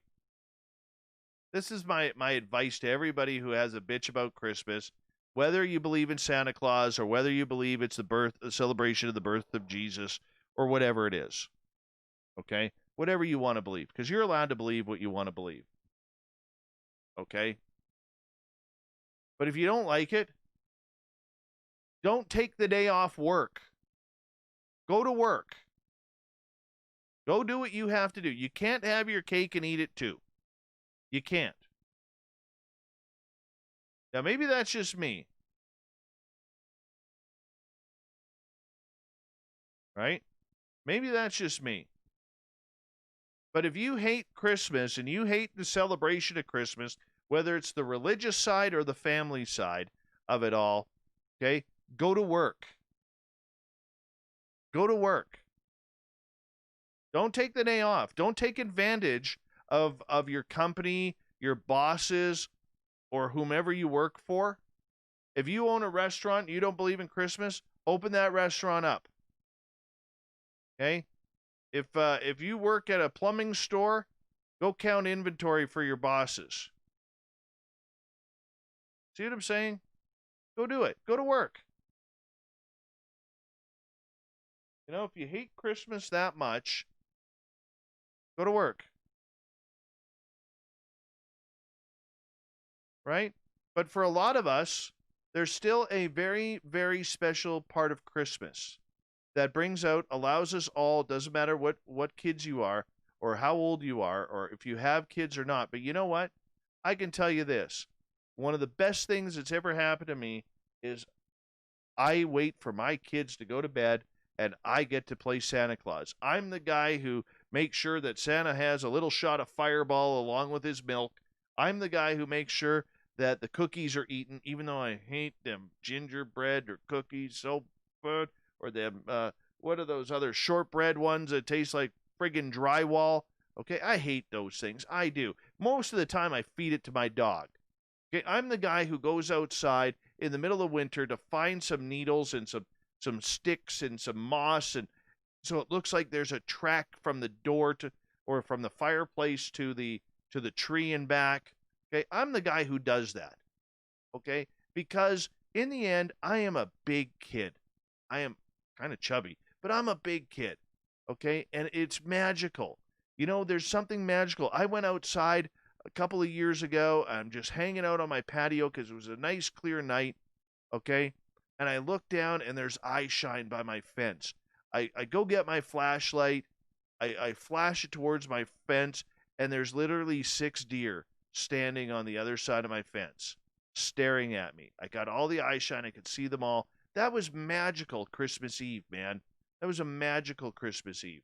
But people like this anonymous person in Minnesota, they want to take that away because they're not allowed to have fun, so you're not allowed to have fun, right? These are the type of people who wrap their children in bubble wrap before going to a birthday party. Hence, the child might get hurt playing on a trampoline. You know? Oh, I could go off. I could go really politically incorrect off here. Right? It's terrible. It's totally terrible. All I want to do is enjoy Christmas, just like these people and just like all of you. Right? Look, I'm a believer in God. I have no problem saying that. But you know what? I don't press it on anybody because it's none of your business. Right? I don't go to church because I don't like the religion. I've developed a real dislike for religion. Okay? Call me hypocritical. I don't care. All right? But the one thing that I will say is this. I have my personal beliefs. I'm allowed to, in a free society, to express my personal beliefs, whether in public or in private, and I shouldn't be chastised for it. Just like the Hindus shouldn't be chastised for their religion, or the Sikhs shouldn't be chastised for their religion, or the Muslims shouldn't be chastised for their religion, all right? Or the Buddhists, or anything like that. No, it's not the way it works, man. It's not the way it works. Good people. All right? That's what I care about. Are you good people? Because I've met some scumbags in this planet, and I've met some of the best people in the world, man. I really have. And you know what? Any of you want to come over to my house on Christmas? You come on over. Okay? That's like saying, look, we don't do gifts, so if you bring a gift for our child, we're going to tell you to take it back. It's the same thing. Hi, Lee A. Where have you been hiding lately?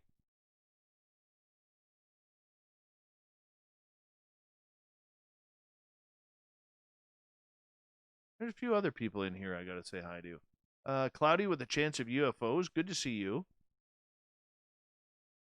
Redheaded Lisa. Thanks for coming in. Anybody else in here I'm missing? Big Cat. Lynn Soos. Lynn Soos. Lynn Soos. Thank you. Right? My favorite name of late is Mr. Cowley. Da-da-da. Or Zoe Buttercup. That's a good one, too. My Zoe Buttercup has the cutest smile. But she's not here tonight. But anyways, you know what? You want a real Christmas, you come over to my house. Because everybody's invited. Everybody gets fed. Everybody gets to sing songs, Christmas carols. We all end up playing games, swearing at each other. Okay? In a good way. Thank you, Lexi. But, you know, that's just the way it is. The way it is. Pisses me off. Pisses me off. You know?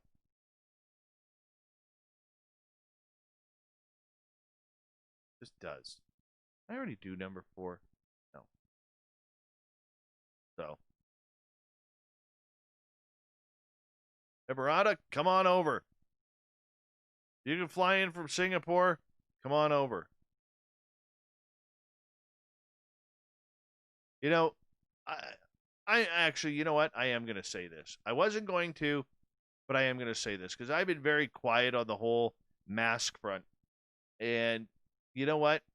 I am I'm not a COVID denier.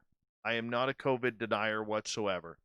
I listen to my cousin, who is one of the top disease specialists in Canada, and I trust him because I know he's not going to feed me a bunch of bullshit. All right? But I'm telling you right now, with the mask thing, I'm not sold on the mask thing. I really am not. There's people who will bitch and complain and say that I'm putting out a bad message. But this is all I will say on this entire topic. I wear a mask, not that I don't want to, or not because I want to, but because it helps other people feel safe. I don't care about it, but it helps other people feel safe.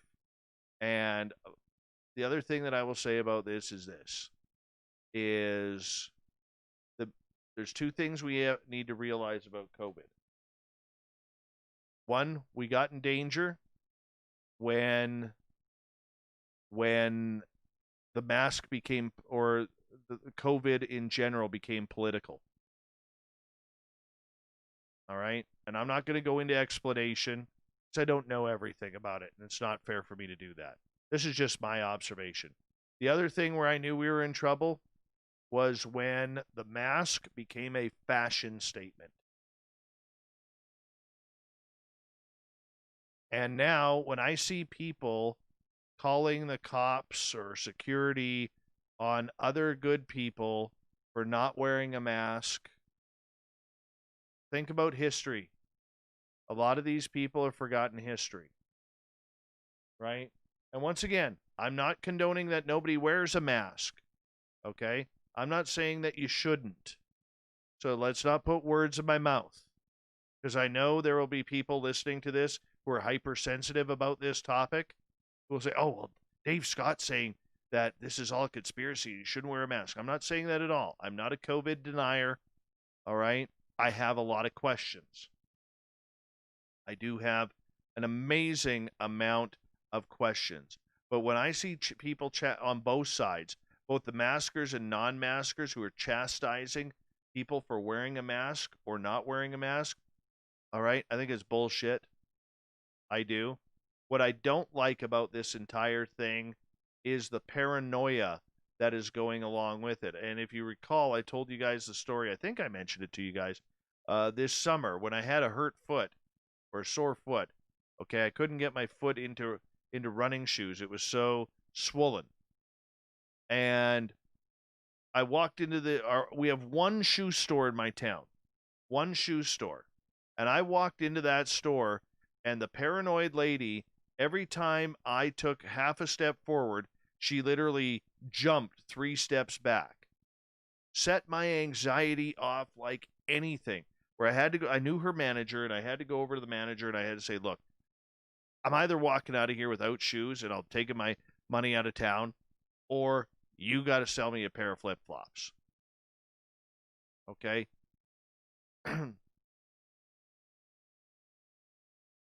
You know, and she goes, why? I said, because I can't my anxiety cannot handle the paranoia of this lady who jumps 3 feet back.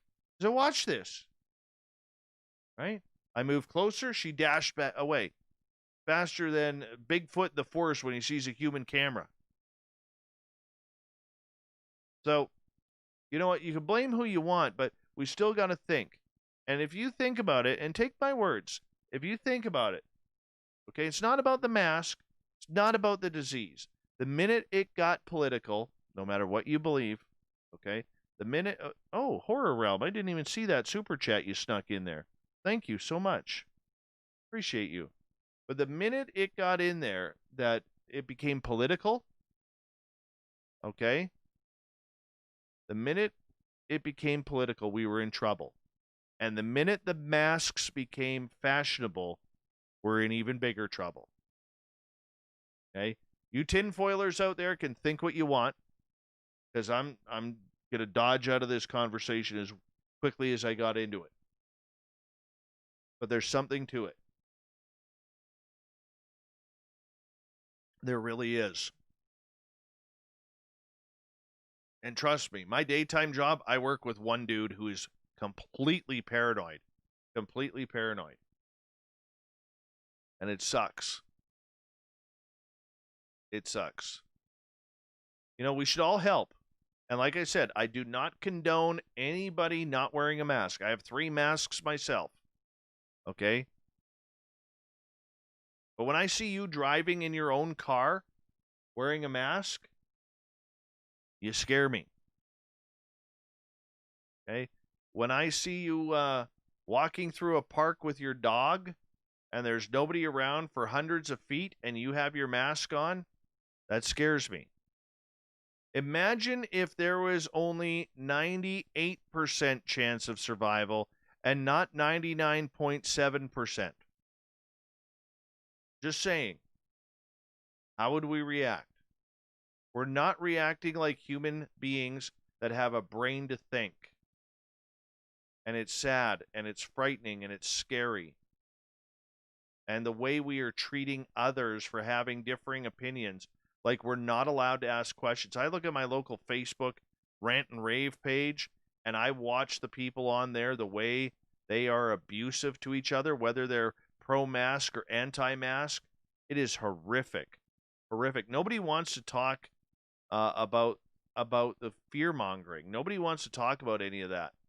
Nobody wants to talk about when you point someone out for not wearing a mask, because there's been like these weekly no-mask, anti-mask protests in our community every Saturday for the last 3 weeks.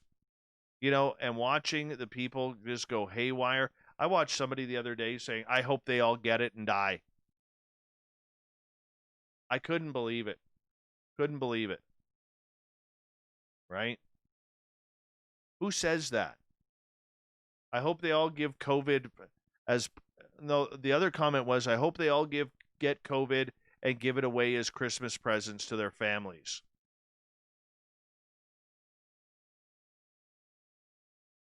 Right? That's how we're getting in society. Remember, people, okay, and this may sound extreme, but it really isn't. It may sound extreme. All right? But 71 years ago,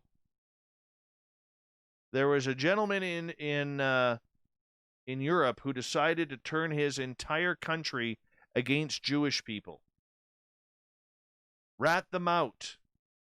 Tell the police. And look what's happening today with the masks. Rat them out. Tell the police. Now, instead of taking people away to concentration camps, they're fining people up to, I know up here in Canada, up to $2,200. That's a lot of money.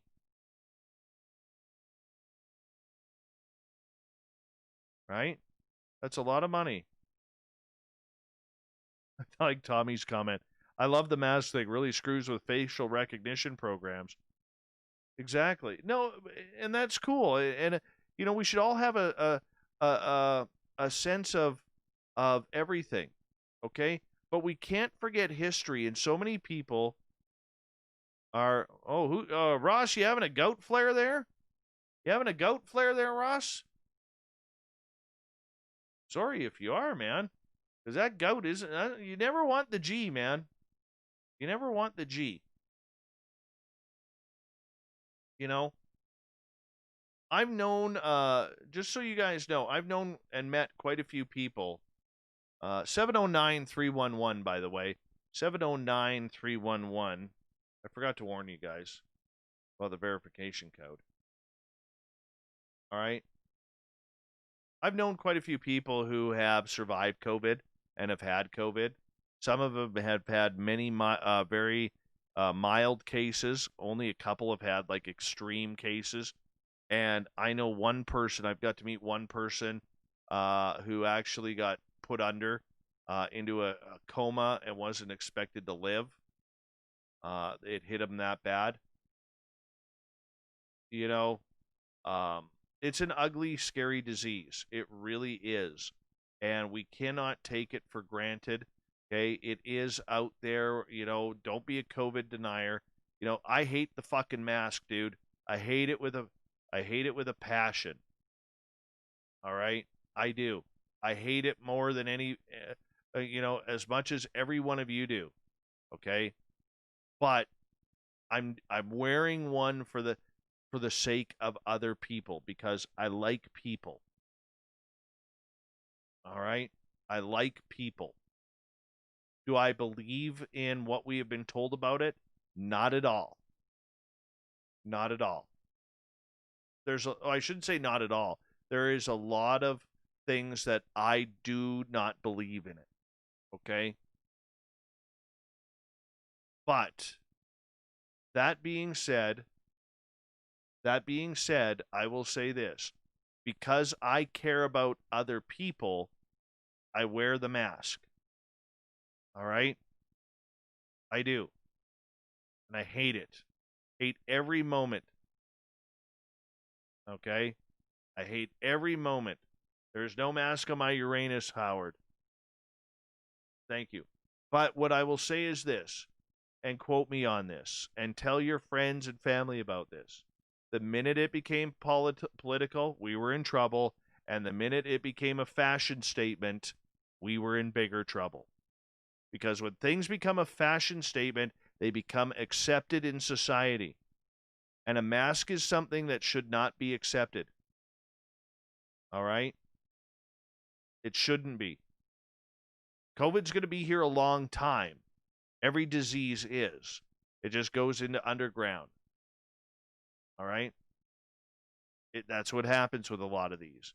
Every few years, it'll pop back up again, and then it'll disappear, and then it'll pop back up again and disappear. All right? But remember, when you see people ratting out people for not wearing a mask, think back 71 years to a little European country that had big dreams.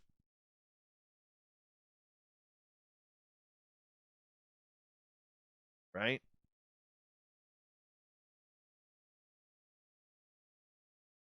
And if you look, I don't know what it's like down there, but I know up here, I watch the news every day, and they seem to hide the age statistics.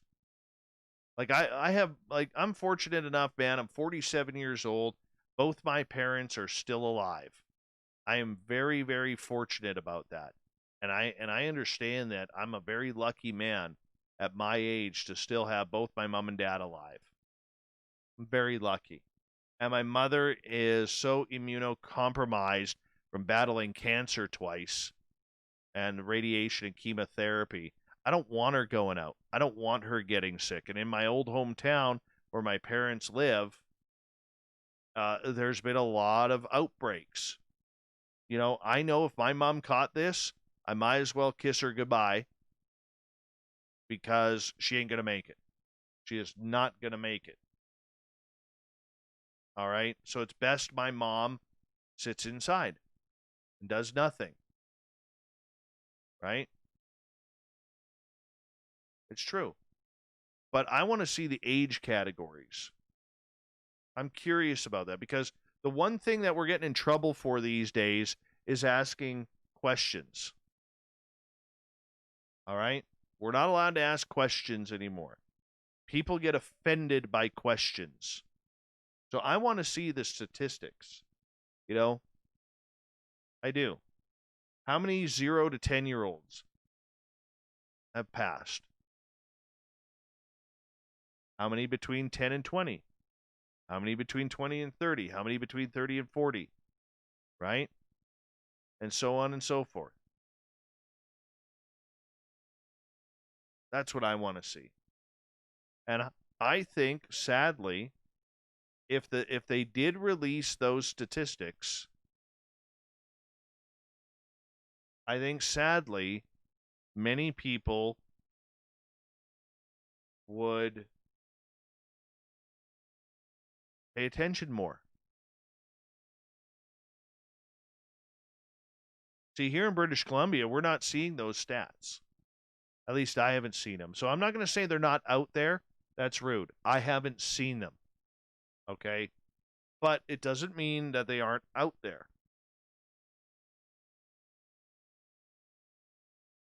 You know, and the thing is, going into COVID too, we all knew that it was going to hit immunocompromised people and the elderly, which includes my parents, hard. The sad part about it is the people that are being hit are the people who need the health care the most. Like, by God, going through something like this, I wouldn't want to be anywhere. I'm not going to open up the whole healthcare thing. Okay? I'm glad I live where I live, man. I am very glad I live where I live. But I don't know. I want to see the numbers. I want to see the statistics. And I want to know who signed that bloody letter anonymous to their neighbor bitching about Christmas lights. I need to know that. I need to know that bad. And trust me, if you are in Minnesota listening to this show and you know the person or you know who did that, who sent that letter bitching about the Christmas lights, go put a bag of burning poo on their driveway or on their doorway.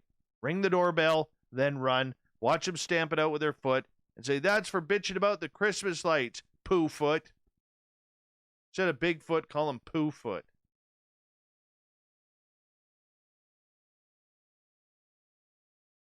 Honestly. You know, like up here, they're wanting to ban Christmas, ban family this, ban New Year's, ban everything. Ban Halen. Well, we lost Eddie, so I guess we are banned from Halen now.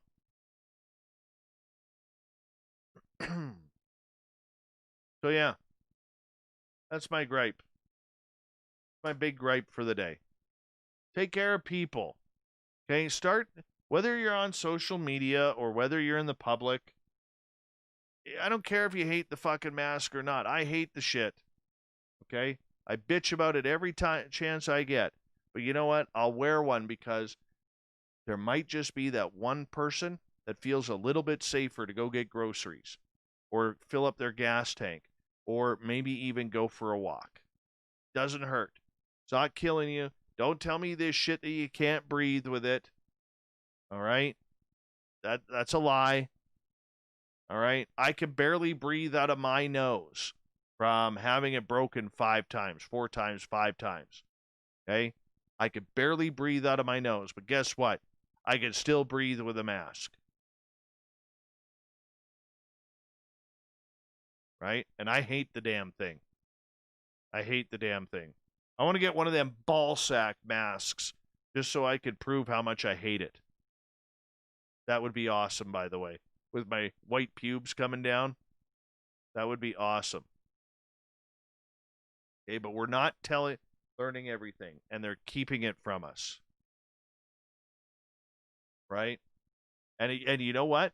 I'll guarantee you, mark my words, within the next 6 months, if things don't straighten out with this, or start to, I will guarantee you that we're going to start seeing medical practitioners start to turn on each other about it.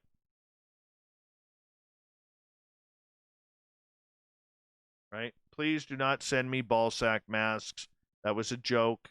That's one of those Canadian jokes. Don't want a ball sack mask. All right? But the point that I am getting at is I have a feeling that a lot of medical practitioners are going to start standing up here quick if this shit doesn't change. Okay? It's like certain people, government officials, talking about forcing the vaccinations. You can't force people to do that. But what the scary part about it is, if you believe in the Bible, biblically speaking, it's the mark of the beast. Or could be, potentially, allegedly. Because they're already saying, if you don't get that shot, you're not going to be allowed at concerts. You're not going to be allowed going to hockey games or basketball games or football games. Right? And you'll get a special tag on your license. Look at the mark of the beast in the Bible in Revelation. Not that I'm trying to get biblical here, but that's scary shit. Some places you're not going to be allowed to have a job, like Raul says. That is scary.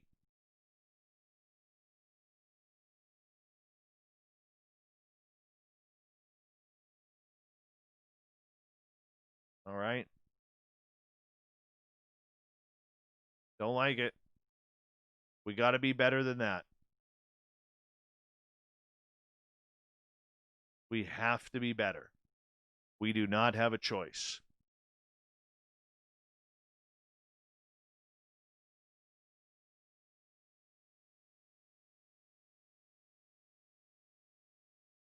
And it all starts like, you know what? We can all get this thing going. All get it going. Right? All we have to do is stand up.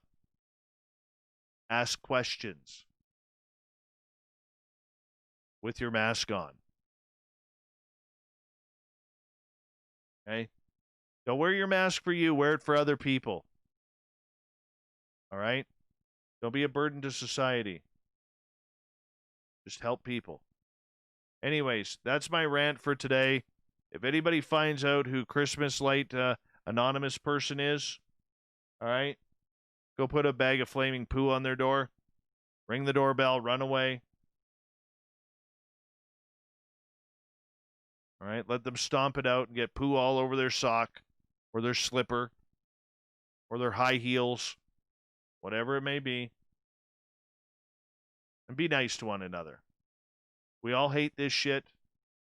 And, you know, the only thing that we can do is be nice to one another. That's it. I'm in Canada.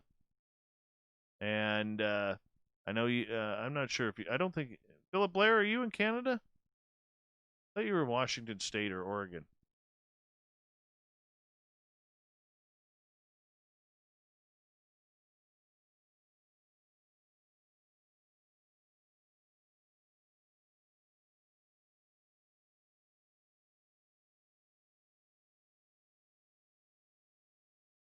Oh, yeah. The mark of the beast is on the forehead. But either way, same type of shit.